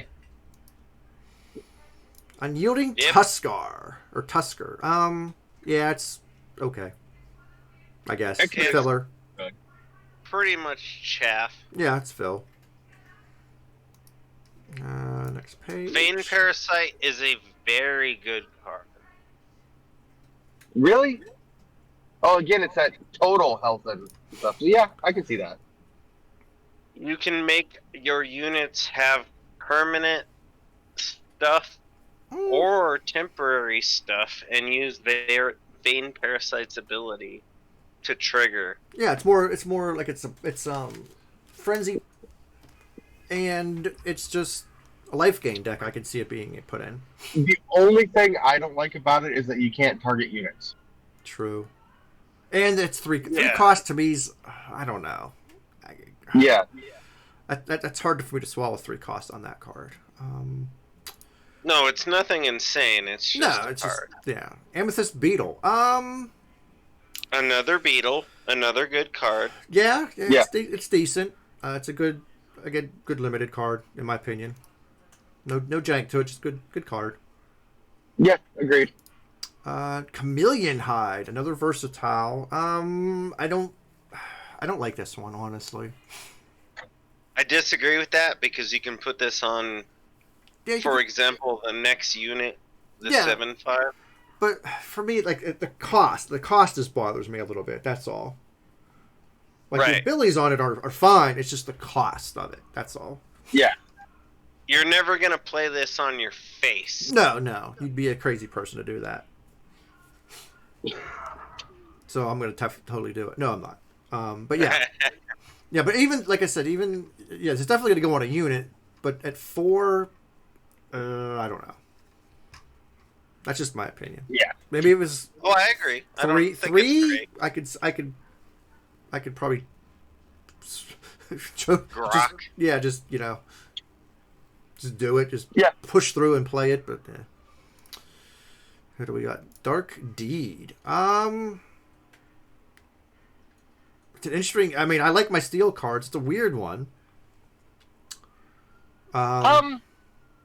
It's a good early steal, and there are a lot of steel mechanics now. So you're starting to see, or I am at least, Yes. a lot of steel decks, You know, which are really fucking annoying. yes. I really fucking play your own card, asshole. No. But I will play. it's good, but only for small units. Yeah. And you gotta watch that you don't steal a unit like that hunts all the time because eventually it's gonna get too big and you're gonna lose it. And you can pop it, right? You can buff their unit with a lot of these fast spells. Yeah, or you gotta watch that your opponent doesn't, out game you and buff it, and then get it back. Exactly. Or you can buff it, and I have actually done this, buff it as they're trying to steal it in response. Oh yeah, that's true. So yeah, this one has limited use, but it's kind of a funny card. Yeah, agreed. Elatir, he's our first build around for tomorrow night. I'll have to craft him. Yeah, he's a 4/4 for 4, 2 shadow, Mhm. hero, cultist rogue. When another unit is sacrificed, Elatir gets +2/+2. With spellcraft 3, play the end is near, and the end is near is a 5 cost. Discard the top 10 power cards. Of Yeah, your deck. I'm looking at a Stone Scar Excavator deck with him. He's pure jank. Oh, he's 100% jank. Well, you could actually... He's not bad in a sack deck either, though, to be fair. A sack deck... like a Cultist deck that does a lot of sacking, he could be, I think, pretty good. But that's also more jank than it is. Oh yeah, I mean, good. Yeah, because you wouldn't just play him in a normal shadow deck. No. So, but yeah, he's jank, and I appreciate that, jank. I think he's gonna be a decently played card, but I don't think he's gonna be like tier 1 or nothing. No, I'm gonna, like I said, he's our first build around, so I'm curious to see what silly shit we do, like. Yeah, and with things like Vera out there. Yeah, he's not a Vera, but I'm curious. Well, I mean, like Vera, where you sacrifice a card and then play it again. Oh, yeah. Oh, that would be kind of funny. So who we got next? What is this guy? Kelmac. The Blood Spear. I feel like Direwolf had a lot of sense of humor in some of these card builds. Yeah. Yeah. And this is one of them. This card's kind of trash. Yeah. But but the text on it's interesting. Like if you do a Nightfall deck, it's kind of interesting. Yes. But if you do a Nightfall deck, you never get him back when he dies. That's true. That's true. Because you want Nightfall all the time. So you have to protect him. I mean, protect him. What is there anything really worth protecting is the other thing. No. For 2 turns, like your turn and then the enemy's turn, and then somehow sacrifice him or whatever to get him back, but then you're getting back a 3/2 for 4. Yeah. Or maybe a 4/3. It does grow. Yeah, but still, yeah. I mean, it doesn't make sense to. If he came back into play, it would be good. But he doesn't. Probably not. No. He's definitely not he's not a builder. You can't build around him, I don't think. No. Ravenous Bat. This 3/3 for 4 with flying. Yeah, this card. This screams jank all over it to me. Yeah, you could do some funny shit with this, but that's about it. Yeah. Get a whole board of little token nerds and just sack them all and hunt your opponent like 10 to 11 times or something. I guess, yeah, you don't. We actually see Ziak now. Yeah. Didn't know we were gonna see Ziak. You weren't supposed to see Ziat. Ziat is stupid fucking good. I guess we're moving on already. It's from what? Sorry. Bat? Yeah, I liked Bat. Other than Bat, yeah. You could do silly shit. We can't stay there forever. We're gonna be here for like 10 hours. No, we're getting there. We're almost done because my wife wants her sandwich. We still got the multi-faction. Yeah, but we're almost at the end here, I think. Oh yeah, there's not that many in the multi-pack. Ziat, Steelworn Reeve. Deadly 4/4 for 4. You summon it. The enemy player discards a non-power card of your choice, and the entomb is they get a Justice Sigil. It's actually quite good. In that, like, I had someone again playing fucking Vera against me doing this over and over again. Oh god, that has to be annoying as shit. It's another hand disrupt. So if you're really going all in on the hand disrupt, this is good. Mm-hmm. The problem is the second time you hand disrupt, now it's just a fucking Justice Sigil. But I guess it's not terrible because you get to still choose the card that they're discarding. Yeah. So you can just not discard their Justice Sigil and discard something good, and now their hand has a handful of Justice Sigils. Well, yeah, I mean, if you do another like random disrupt after this, it's not as good. Yeah, but it is actually quite good for the hand disruption, which is a thing. Oh yeah, janky hand disruption engaged for sure. All right, who's next after Ziat? Ziat's Advice. 5 random units from the deck, and then units in your void get void bound. That screams suck on it. So her advice is go fuck yourself. Yeah, suck on it, reanimators. Yeah, and that's really what I mean. You could put this in a discard deck too. I think. True. But like just any kind of disruption annoyance deck. Yeah, you're taking premium cards that people want and tossing them away. And then void binding them. Yeah. So good card. Would I actually play it I don't know. just in and of itself? Probably not. No. But would I play it in a disruption deck? Oh, hell yes. I'd probably throw a couple in a disruption deck. I would definitely market it if Reanimator is still a thing. It is a thing now, but we've got New Prey. Sacrifice a unit to play a 5/5 spider with its battle skills. It's pretty bad. It's jank. I could see it with like the hero of the people, honor the fallen type bullshit. Possibly, yeah. But other than that, yeah, not great. I guess worst case, you could, if you have tokens and you like a 1/1 Grenadin, you can now make it a 5/5 spider, but still, it's like, eh. Yeah. Reeking Troublemaker. Oh God, that's me. That's good to know. Take a fucking shower. Yeah, an enemy unit of your choice can't block while you have this. Yeah, okay. Other than that, it's okay. It's filler.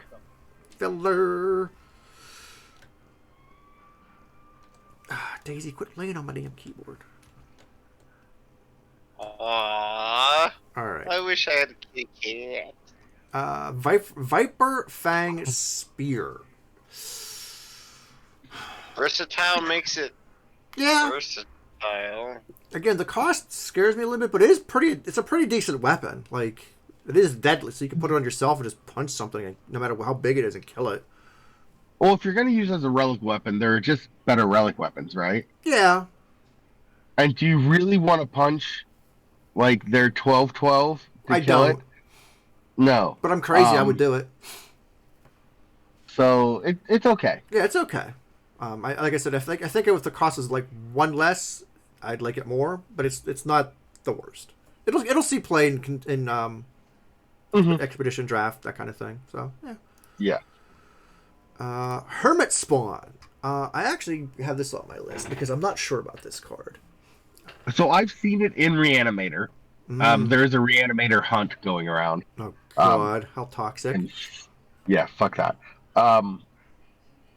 I would say this is super amazing, except that the hunt is on attack. Yeah, you'd have to protect it. You'd have to protect it somehow. Yeah. So either you're gonna hunt for 2 and maybe get a unit, and it dies from being blocked, because you're gonna kill this with blocking if you can. You're gonna triple, quad, or whatever. Or it dies beforehand. And I really hate being that dude, because it really pisses me off when people talk about cards like this and say this is bad because it doesn't do anything when it comes into play. It's not bad. It is really good when you can protect it. And it is a removal magnet. Like, your opponent is gonna, no matter what you have on the board, they're gonna see that you drop this and be like, well, shit, I gotta kill that now. Yeah, it's a little bit like the Titans, right? The new ones that came out. The big ass ones. Yeah. It's really good. I could see this in Argentport with like face Aegis stuff to protect it. Yeah.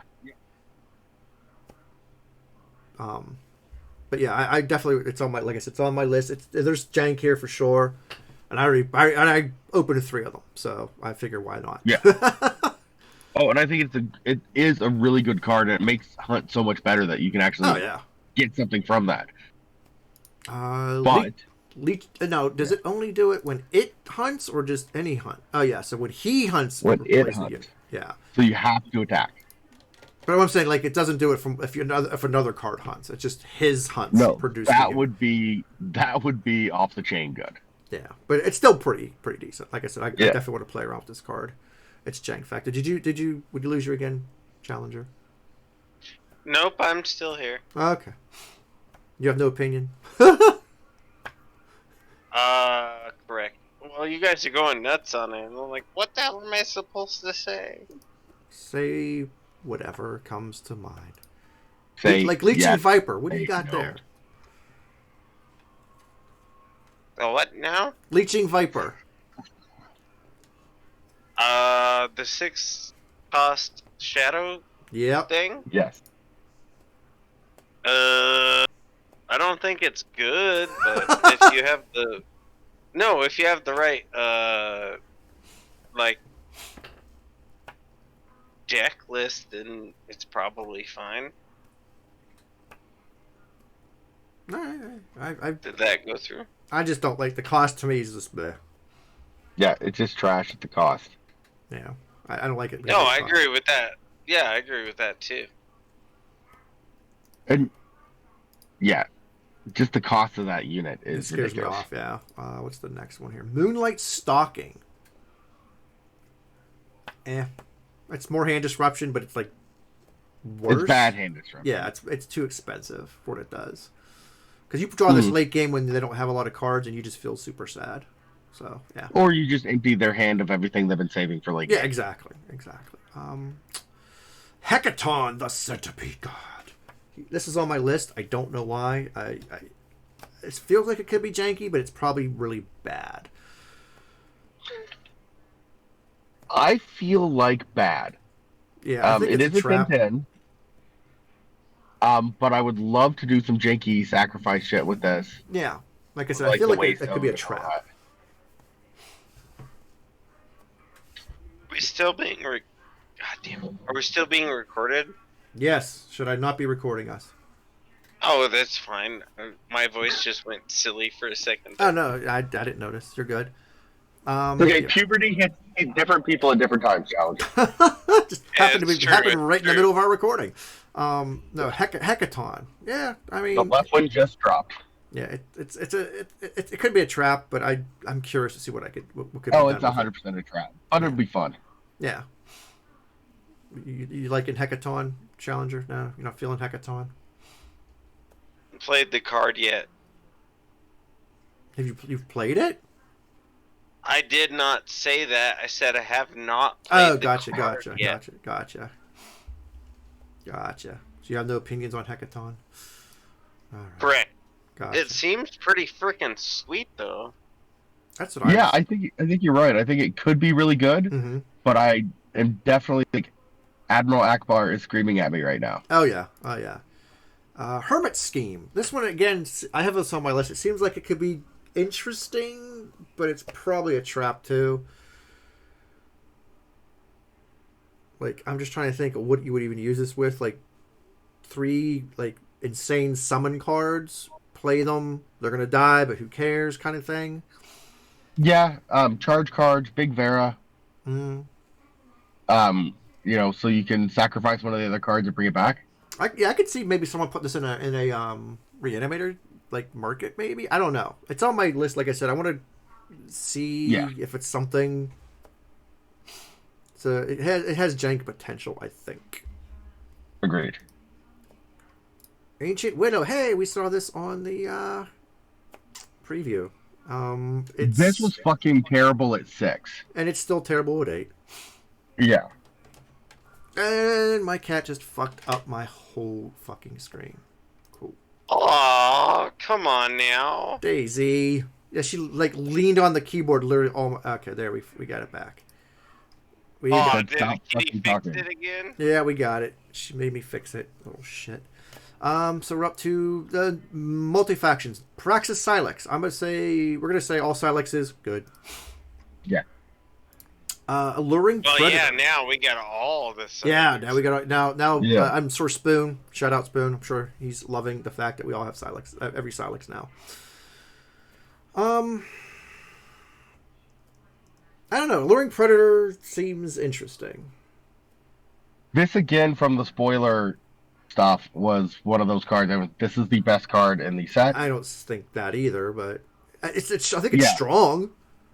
It is very strong, but and here's the but, right? It's still costs not. 5. It would be stronger in different colors. Probably. These colors are weird. You're right, but I'm thinking because of the bee thing, the whole bee thing. That's probably why it has time on it. Yeah, but I think they purposely made it Praxis as opposed to anything else. Because it'd be too strong, which probably. Doesn't fit any part of it because they didn't want it to fit in any of the hunt decks that are going to be out there. Oh, because it'd be too strong at that point. Right. And while you can make hunt with Praxis, it's not as good, right? Gotcha. But it is a good card. I mean, it does good shit, and it makes it more a faction that can't really benefit as much from hunt. Yeah, solid. Can. Because this with Challenger's card Mm-hmm. Oh, yeah. would be great. Relentless Hair. Not too expensive for what it is. It's a big bitch. That's it. Yeah, big bitch. Steel Warren Responder. I guess maybe you could play him in a Relic Weapon, like a weapon deck of some kind, to like tutor for weapons. But other than that, like he doesn't excite me. I mean, yeah. Yeah, I agree. Foxfang Guitars. This was actually the first legendary I got. What? I was silly, sorry. No, you're okay. Foxfang Guitars. Oh. I think this is a really good one, actually. I feel like Challenger plays a lot of decks with weapons. What do you think about this one? Yeah. It doesn't say gunslingers, so I don't know how it works. Shit. Because I would say the summon is marginally useful, but besides the invulnerable to damage part. But I would say otherwise it seems pretty good.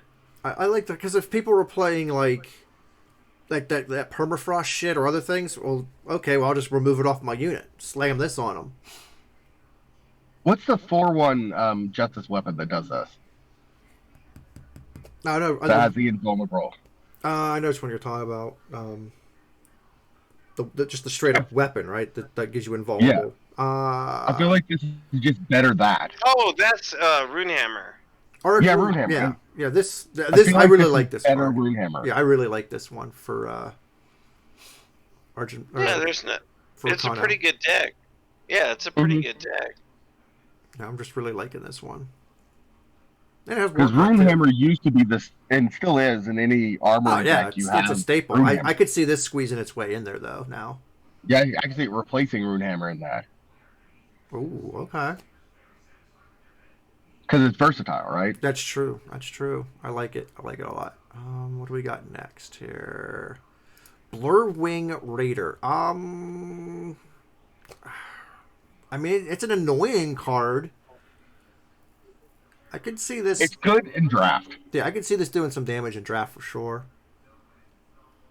Because of the flying and the Aegis, and it's going to keep hunting. You figure you're probably going to get 2-3 hunts out of it, maybe. So that could be annoying. Our boy Phineas again. It's a different Phineas, though. He's different colors. When you draw your second card in a turn, your units get +2 attack this turn. I don't know how I feel about that. Yeah, it doesn't really fit with the Nightfall decks where it would really impact. Because he doesn't have, like, if he had Nightfall in him, I could see that. Okay, he's going to at least trigger it once, but he doesn't. So I'm like, what the hell? You know? Hunt. Like, you can put him in Hunt. I guess, yeah. But yeah, he's okay, I think, at best. I'm not feeling him. I mean, he's in Stone Scar and he has Killer. Yeah. I mean, fair, that's a good point. And Overwhelm. Yeah, I don't know. I'm not feeling him, though. Yeah, it doesn't seem like the best card there. No. Stone Scar Silex, we already said Silex equal good. Repurposed Wares. When you give a unit Lifesteal and Overwhelm, draw a unit and a weapon from your void. Not terrible. This is just better. What's the 6-cost card that you get a? Yeah, you drop 2 units and 2 weapons. Smugglers. Yeah. Smuggler Stash. Yep. Budget stash that actually does something to a unit. It's kind of insane and uncommon. Yeah, it's pretty good. It's in weird colors than Stone Scar, but it's still pretty good. This is pretty good. Yeah. It's weird to put Lifesteal on Stone Scar. Yeah. Sadistic Grimalkin. Here you go. Big, angry fucking cat. Ha! It's your cat, Pen. Yeah, I don't know. She's just a chill cat. I mean, I guess she does get pissy a little bit, but damn, this card's like 6 for 7 with double Stone Scar influence. Yeah. Quick draw, summon. Deal 6 to another unit. If this deals excess damage, look at that many cards from the top of your deck, draw and discard the rest. I wonder if people are going to be cancerous enough to put this in a reanimator. Probably. I have seen it in a weird Stone Scar Vera deck. Oh God. Just once, and it was interesting, but I think it's just jank. Oh yeah, this is definitely a jank ass card. 100% jank card. I don't know if there's potential here or not, but it's janky for sure if there is. Mm-hmm. Well, when you play it, it kills a unit with 6 health or less. Yeah, that's true. That is very true. So worst case, you're gonna hopefully kill something with it. So that is. Oh, what about this with the new fire relic? That'd be fun. Then you're dealing 12 damage to 2 targets. True. You only get to draw stuff from one of them, but still. It could be funny. See, there's another Silex, Combray Silex. And then Dran the Farmer. What's this jabroni? +1 max power. I think it's a good fucking card. This seems like a good card for Combray. I'm not the authority on this, but I think it seems good. I'd say, I guess if you're playing, I don't know if Combray tokens are a thing, but that seems like that'd be pretty good because they wouldn't have battle skills, I assume. I play it in my hunt, just as just a good 3/2. It's a good 3/2. It's 2 cost, and it's ramp. Yeah. So I mean, I definitely see Combray players. It has this ultimate. Yeah. But the ultimate's actually relevant. Huh. Combray players are definitely going to play this for sure. Yeah. There's a lot of Combray cards that don't have battle skills, but do a lot of shit. True. Mistral Coordinator. Unit with flying against lifesteal turn. This card exists? Yeah. Yes. I would put it in with my B deck. I'm just saying. Yeah. That's about it. Summon. Spend your remaining power to hunt that many times. That sounds gross as shit. It is gross as shit in the Elysian hunt decks, especially if you have saved up advantages. Oh, God. The biggest I've managed to get one from a single hunt so far is a 10/10. Oh, my God. How many times did you hunt? It was the one hunt, but it hunted for like 12. Oh God, that's and I got really fucking lucky. Yeah, that's definitely screams jank, which is funny because it's an uncommon, but that's definitely jank. And I've gotten it up to 8/8 on multiple occasions. This is the one where I got like the 9 power fucking one at one point and that kind of stuff. All right, who do we got? It does stupid things. Mirror Scale. Play a non-weapon attachment from your void. When Mirror Scale attacks, play a spell from your void that you played this turn. What? Okay. This seems like 1,000% jank. Yeah, I kind of. It is. This is the one I was talking about earlier, using with the new trap. Oh, you keep playing it back. You keep playing it back, and also, I've been using it with stuff like Curiox is in that deck, and to keep playing the eye back. The all your units hunt or the hunt killer card are both in that deck. So you give this thing killer with hunt, kill something, and when you do the killer, you get to replay and give something else killer with hunt. Nice. That's kind of funny. So it's actually really quite good for that. The other nice thing is it plays the relic directly. Oh, so you get to actually get the effect. Oh, okay. So like if you are playing, there's a lot of draw cards for Primal that let you discard stuff.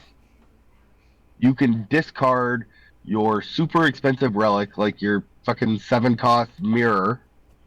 Damn. And you'll actually play this, and it will play a 6/5 plus the mirror. That's pretty gross. Or like a pit. Yeah. The one issue I've had with it is I keep fucking up the text and thinking that I have to play a spell first, and it plays a spell that I played this turn, like when I play it, and it doesn't do that. Wait till the next turn. Yeah. When I attack with it, yeah. But it's actually, it's really fun to play with. I think you're right that it's jank. Jank, but it looks like it's good jank. Fun Jank, yeah. Yeah. You know what? We're putting him on the list, or her, it. It's a chameleon. I don't think misgendering it is that big of an issue. No, I don't think so. I don't think they mind. Poison Web is that's from the spider we saw earlier, right? Yeah. Recovery. What is this? Put one of your units into your hand and draw a unit from your void. I'm sure Reanimator's going to like that nonsense.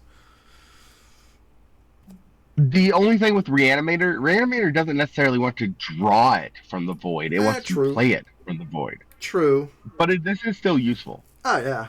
Especially like if they have your later game and they have a lot of power. Well, okay. Well, I'm just going to swap like my what the hell is the one mushroom guy, or what the heck is it? The one two that everyone plays that discards 5. You throw him in your hand and you grab like a big Vara and you play her next turn then, or something. Right, exactly. Or you chump block with something that has a really good summon effect. Yeah. Or anything, and you draw something else that is good out of your void. So it's still good. Yeah. And it's gonna see. I definitely see it'll see some use. I think for sure. Oh yeah, for sure. Hunter's Bane. Ooh, this looks angry as fuck. And it's an ambusher. Yes. When it kills a cursed unit, draw a card. Okay. This seems pretty damn solid. A web on those 2 units. The one thing that I think is funny is it doesn't do anything negative when someone hunts, which I would think Hunter's Bane would do. Or when a unit hunts, it gets poison webbed or something. But I think you can build around to make it good. Oh yeah. But in and of itself, it's kind of you throw it in Reanimator because that would be funny. But no, that's about it. I think it's still a pretty solid card though. It's a little expensive, but I think it's solid. I don't know. Maybe I try this in the market or something, like a one of. Maybe, yeah. Because the ambush alone could make it good. I don't know. Another Huru Silex, Ranger Prodigy. Yeah. He's in my hunt deck because it hunts every turn. It's repeatable. Oh, that's right. Because it's in a power. Oh, wow, that's pretty gross then. I would not use it if I wasn't just trying to get the Fox cost down from as soon as possible. Gotcha. All right. So, but in some hunt decks, it's solid. It's solid. It's funny with that relic too, where you can play infinite amounts of power. Oh God. What do we got here? Crafty Infiltration. Play it with cost 3 or less from the top 7 of your deck and bottom of the rest, then it hunts 2. Seems, I guess, solid for a hunt deck. Solidly, maybe the most powerful card of the set, in my opinion. Really? Maybe it's because I've only been playing hunt so far. You have to remember. Gotcha. So you're, I'm seen it run main deck. I'm running it market right now and grabbing it with deliveries. Okay. Especially like late, if you're digging for say a fox that you've discounted to 0. Oh yeah, that's pretty sweet at that point. And there's nothing else in that deck besides the scale tender guy who costs more than 3. Mm-hmm. So I can grab pretty much anything. It's nice. Nice. The part you never know is you don't see what cards you bottom, right? Mm-hmm. So you don't know what good shit you just got rid of for the rest of the game. But otherwise, really good. All right. Ziat's Recruitment. What do we got? At the end of your turn, if a non-soldier unit went to any void, play 1/2 soldier. I guess you're playing like some kind of discard shit, and you want just nerds on the board? This is a build around with the next card. It's an enabler for that. All right. Let's take a look at the next card. is a thing. All right. Who's our next card then? Myrmidon Queen. At the start of your turn, play a Myrmidon drone.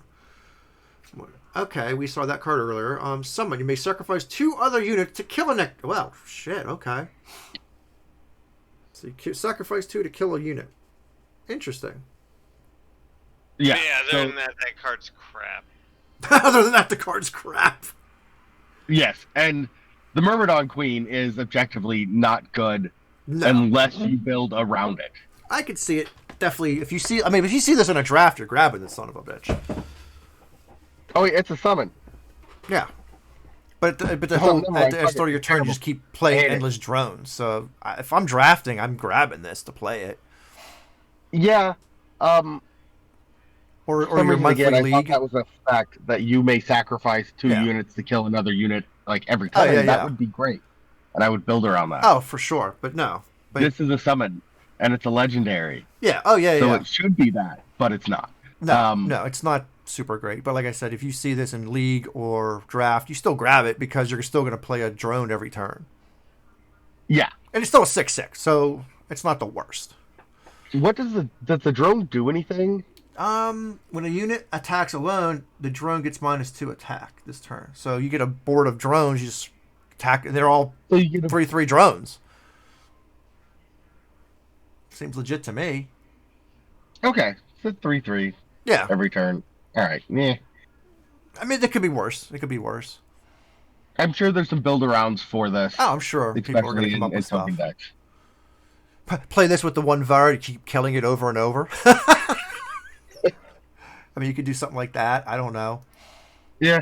Felon Silex, we know Silex equal good. Mental Image. Draw a card of your choice from the top 4 cards of your deck and draw a copy. That sounds like that could be powerful in the right deck, I think. Like, it could be Jank. It could be, yeah. So... Oh, we only have like 3 cards left. I know. I'm getting excited so I can get my wife a sandwich. So she don't kill me. Dire Bone Cleaner. This is pure 1,000% Jank. Yes. Well, no. And I mean, it's a big flyer, but you get to steal 3 cards potentially in the steel decks. Oh yeah, this is good. Oh yeah, if I had any, like, I don't know how I'd craft this, but I would definitely put this in my steel deck for sure, 100%. The problem is you have to have 3 cards in your hand. Yeah, that's that you don't give a shit about to do that. Yeah, discard up to 3. But if you're playing a steel deck, you're probably stealing left and right. You probably got all kinds of random bullshit that you don't care. So a bunch of advantages. Yeah, you guys can technically do those. Okay, so the next one's a token. So we got the Great Rift. Best card ever. This card made me drop a load when I saw it. It has 5 agenda points. Yep. The first unit you play each turn gets +2/+2, which I believe is permanent. It's all the colors. Yes, and all of the agendas are relevant. Yeah, they're all, and it's obviously 1 from each color, which makes sense since it's a 5 faction.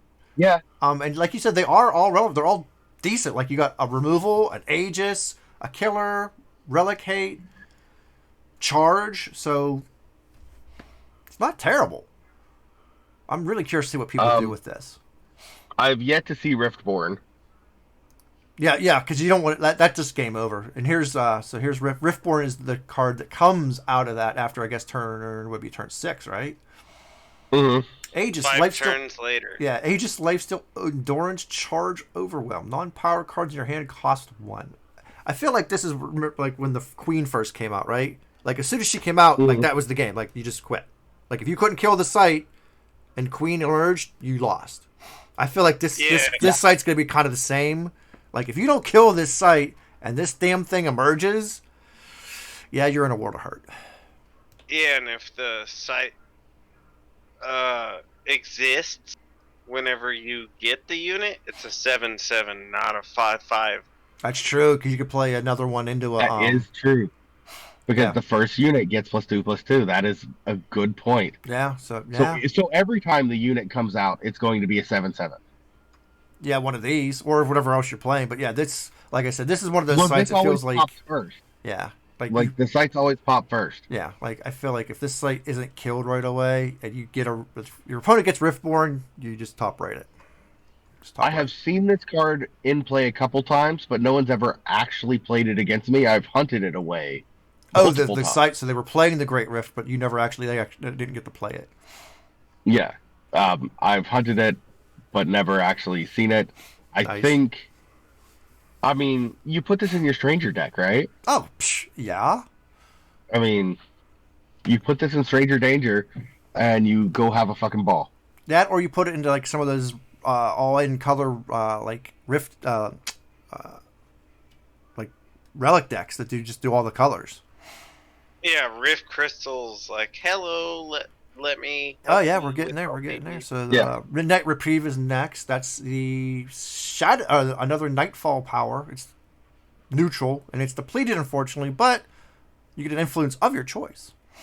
So I guess it's technically not neutral, but it's neutral, I guess? I'm running it in all my decks right now. I'm not sure if I like it more than Conclave or not. I just like it because it's Nightfall. I'm not gonna lie. Yeah, that's the only reason I'm playing is that extra draw to help me draw into more power. Gotcha. But I've also found that I seem to be playing a lot of depleted fucking power with tomes and sicknesses. True. So it's a negative there. It deals 1 damage to you for that influence. It's 1 damage, draw a card, and your opponent gets 1 damage, draw a card, rather than you take 2 damage. So Rift Crystal, I know. This seems interesting. I play it in limited. I don't know if I'd put it in Throne unless I have like a 5-faction monstrosity. True. But it's an interesting card. Good. Yeah, it's a perfectly good limited card. Oh yeah, I think it's really cool, interesting. And if design. I saw someone playing this in Throne, I would not be like, "Why are you playing that stupid fucking card?" Yeah, I'd be like, "Oh, okay." I think it's a neat design for sure. I think it's a neat design. Yeah, they did a good job with that. Yeah. Yeah. I could see actually playing this with Tinder. Because then you're drawing a card, and then you play your Tinder, play this again, get another influence. Oh, yeah. Draw another card. Last card, Slinking Roach. It's a bug, and it hunts. It's not a cockroach, so it's shit. Yeah. Yeah, this card sucks. Yeah, that's about it. They had to have they had to throw some neutral thing in there, I guess. So this is pick 212. Yeah, pretty much. But yeah, that's all of the cards of the set. Yeah. It only took us 3.5 hours. 7 hours. No. We should quickly do an overall impressions. My impression, there's some really cool shit. And to me, it's still early. I'm trying to figure out what's what, so I don't, I've not really played any decks at all. I think I played one game last night because I had stuff going on. So I really don't know what's what right now.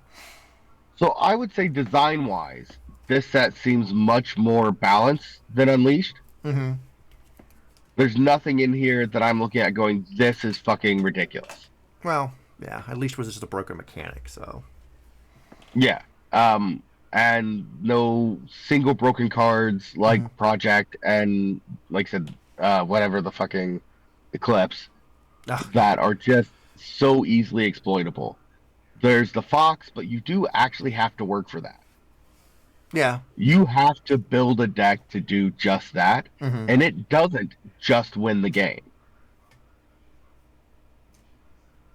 Yeah. Like, Eclipse just won the game. Project just won the game, right? Fox is big and it's important, but it doesn't just win. Right. So, like, I mean, it definitely helps you. But it helps you get there. You want it for sure. It's worth building around, but it's not like it's not the be all end all. And it's an interactive way to get to it. Like it's not a combo. It's not a thing where your opponent never plays cards or whatever they play doesn't matter. So yeah, I like that. I also like them bringing back old mechanics. Oh, I love. Hey, you know me. I love Nightfall. I am super pumped that they listened and they brought back Nightfall. and Empower and Spellcraft. Yeah, I wish they would do that more often instead of adding all this new shit. Give a little love to some of the old mechanics. I still am going to advocate that they change Pledge to Inscribe. I think that would open never going to happen, but whatever. Yeah, I just think it would open up so much. Like it would make that whole set. A lot of those cards would probably be playable again. You know, it'd be almost like making a new expansion, just changing that mechanic. And while I do think that Hunt is very powerful, the one thing I like about it is it's only really, really powerful if you build around it. Well, yeah. Unlike Unleash, that was just power. True. Just pure. Like, every Unleash card was in and of itself a powerful card. Yeah, just build a deck and put a couple Unleash cards in it, and then all of a sudden you win. Yeah, and now with the Hunt, you have to actually support Hunt a lot to make it that powerful. To get your payoff, you have to get the payoff. You got to work to get the payoff. It's not. You can't cheapen out on it. You can't cheat it. Yeah, and I like that a lot, but I also have to. And I ask myself every new set that's come out: did we need a new mechanic at all? Could we have just actually made interesting cards with the old mechanics? Yes. Yeah. Yep.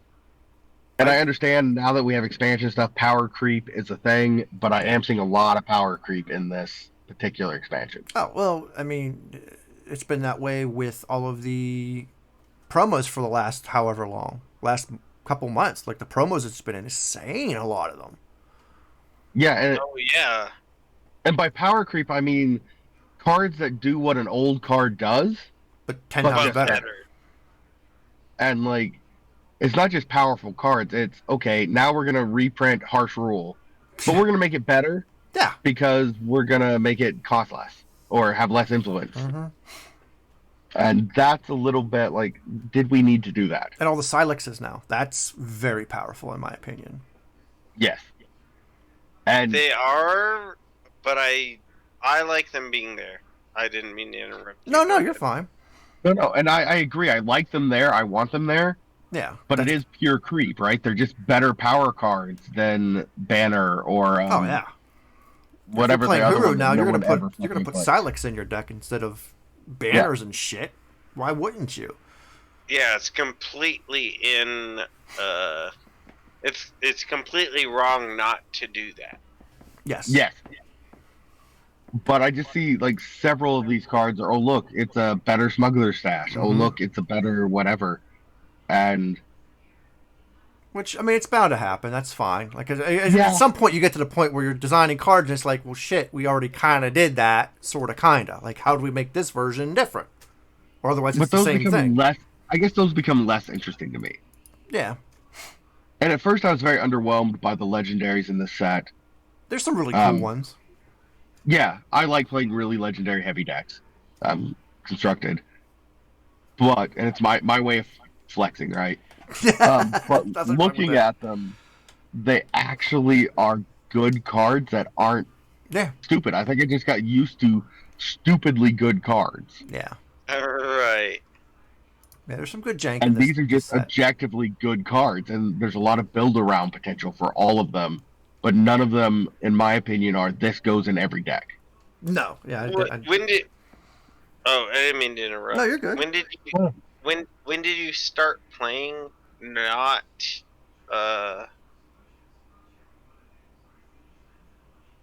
When did both of you start playing? That's actually a good question. I don't even remember, to be honest. Day one open beta. I didn't play that long ago. Yeah, I started in set.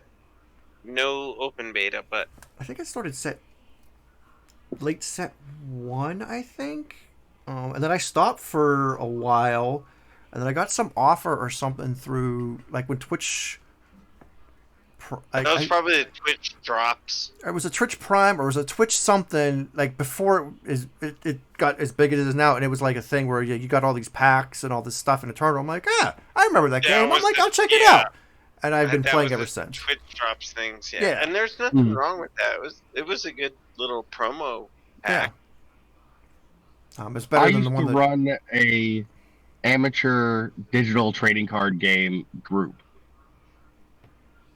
for a few years, and we played pretty much every time a new one came out. So Might and Magic, Hearthstone, all that stuff. As soon as they came out, we were on board. Soul Forge, we were like part of that. And so when Eternal came out, we were like, okay, yeah, we're jumping in that. I didn't get really into it though, probably until about set 3. Interesting. Yep. Because I had other card games I was playing then. Well, yeah, I mean, I understand that completely. Because I was actually really competitive in the Might and Magic card game. And then they just else to do. Yeah, and then they suddenly dropped it. So I was that in Shadow Era. I was really competitive in. And then when both of those kind of went the way that things go, I got into Eternal. And then I took a break during the Soul Forge time because I was really into that. But then that also just died on the vine, so. Well, you But never Eternal's know. always been in the But background. it was a good review. Yeah, I think a lot of us were just like, yeah, that's a card. Yeah, we get started getting a little fat, like getting in a rhythm there. I mean, it And I think obviously part took a of little bit it- longer than I think we wanted it to, but I mean, I had fun Well, I think doing it, part so of it that's is- all that matters. Is again with this set, there's nothing that's holy shit. No, It's just all at a good level. I don't think there's that much pure trash besides the Roach. yeah, there was a couple trash cards, but most of the cards we were like, oh, okay, it's okay. Yeah, and a lot of them are, oh, that's actually decent in draft. I'm not sad to see that. No, and But there I was think that's a good move from the last sets. and there was only a handful that I was like, you know what, I think that's a really good card. Like that's a really good card. So Yeah, like, I don't care how you publish this skins. Yeah. You can do it however you want. Mhm. I would say just, while we're just saying blah, blah, blah, blah, blah, blah, just kind of cut those parts out. I mean, you don't have to, like, edit it down, because I know that's kind of complicated, because we were kind of saying blah, blah, blah, blah. No, giving your final thoughts and everything, just your overview. That's fine. I mean, I'll probably wrap it up here in a minute, and then. Oh yeah, because I actually have to go into work. So. Yeah, and I gotta get my wife a sandwich, or she's gonna kill me. You won't see me stream tomorrow night. I'll be dead. Yeah. Don't die, Pins. Don't die. It's I don't good want see to. you. I don't want to. But no, I do thank both of you guys for joining me. Oh, it was fun, man. I hope I didn't put a bad. No, it's your opinions. You were fine. I guess hopefully you guys actually, enjoyed it. To be fair, like there is not one of your opinions, Challenger, that I did not pretty much 100% agree with. Yeah, I think there was only one card I was like, I don't know. And you were like, that's a good card. I was like, I don't know. But that's your opinion. Just like it's my opinion. Like, you know. I think we all had one of those that we thought one card was good and everyone else was like, no. Yeah, and that's just cool. And there's not so wrong I with think that. it went really well. And so I think it's a good perspective of. Yeah. It also says good things about the set, that 3 different players with. Yeah. 3 different mindsets. Yes, very different. And deck building strategies all see the cards in pretty similar ways. Yeah. I agree with that. So, although I do think Challenger does not give himself enough credit for his deck building abilities. No, he doesn't. But we'll get him there eventually. Yeah. But Aww. and on that warm and fuzzy, again, I want to thank you guys for joining me. Yeah, man. Thanks for inviting fans to come in and do it. No, I have no problem doing it. I enjoy collaborating with people. I mean, the community's small, so it's good to get collaborate with everyone in it. You know, I think it's good for the community. So, hopefully you guys can share your thoughts on our opinions down in the comments. Whether you agree with any of us, disagree with us, tell us why. And we don't care. Yeah. I mean, Challenger's going to he'll just reply and say, I don't care. Or he'll tell you, you're wrong. It's not gunslingers. Yeah, and Challenger will tell you, hey, it's not a gunslinger. Don't care.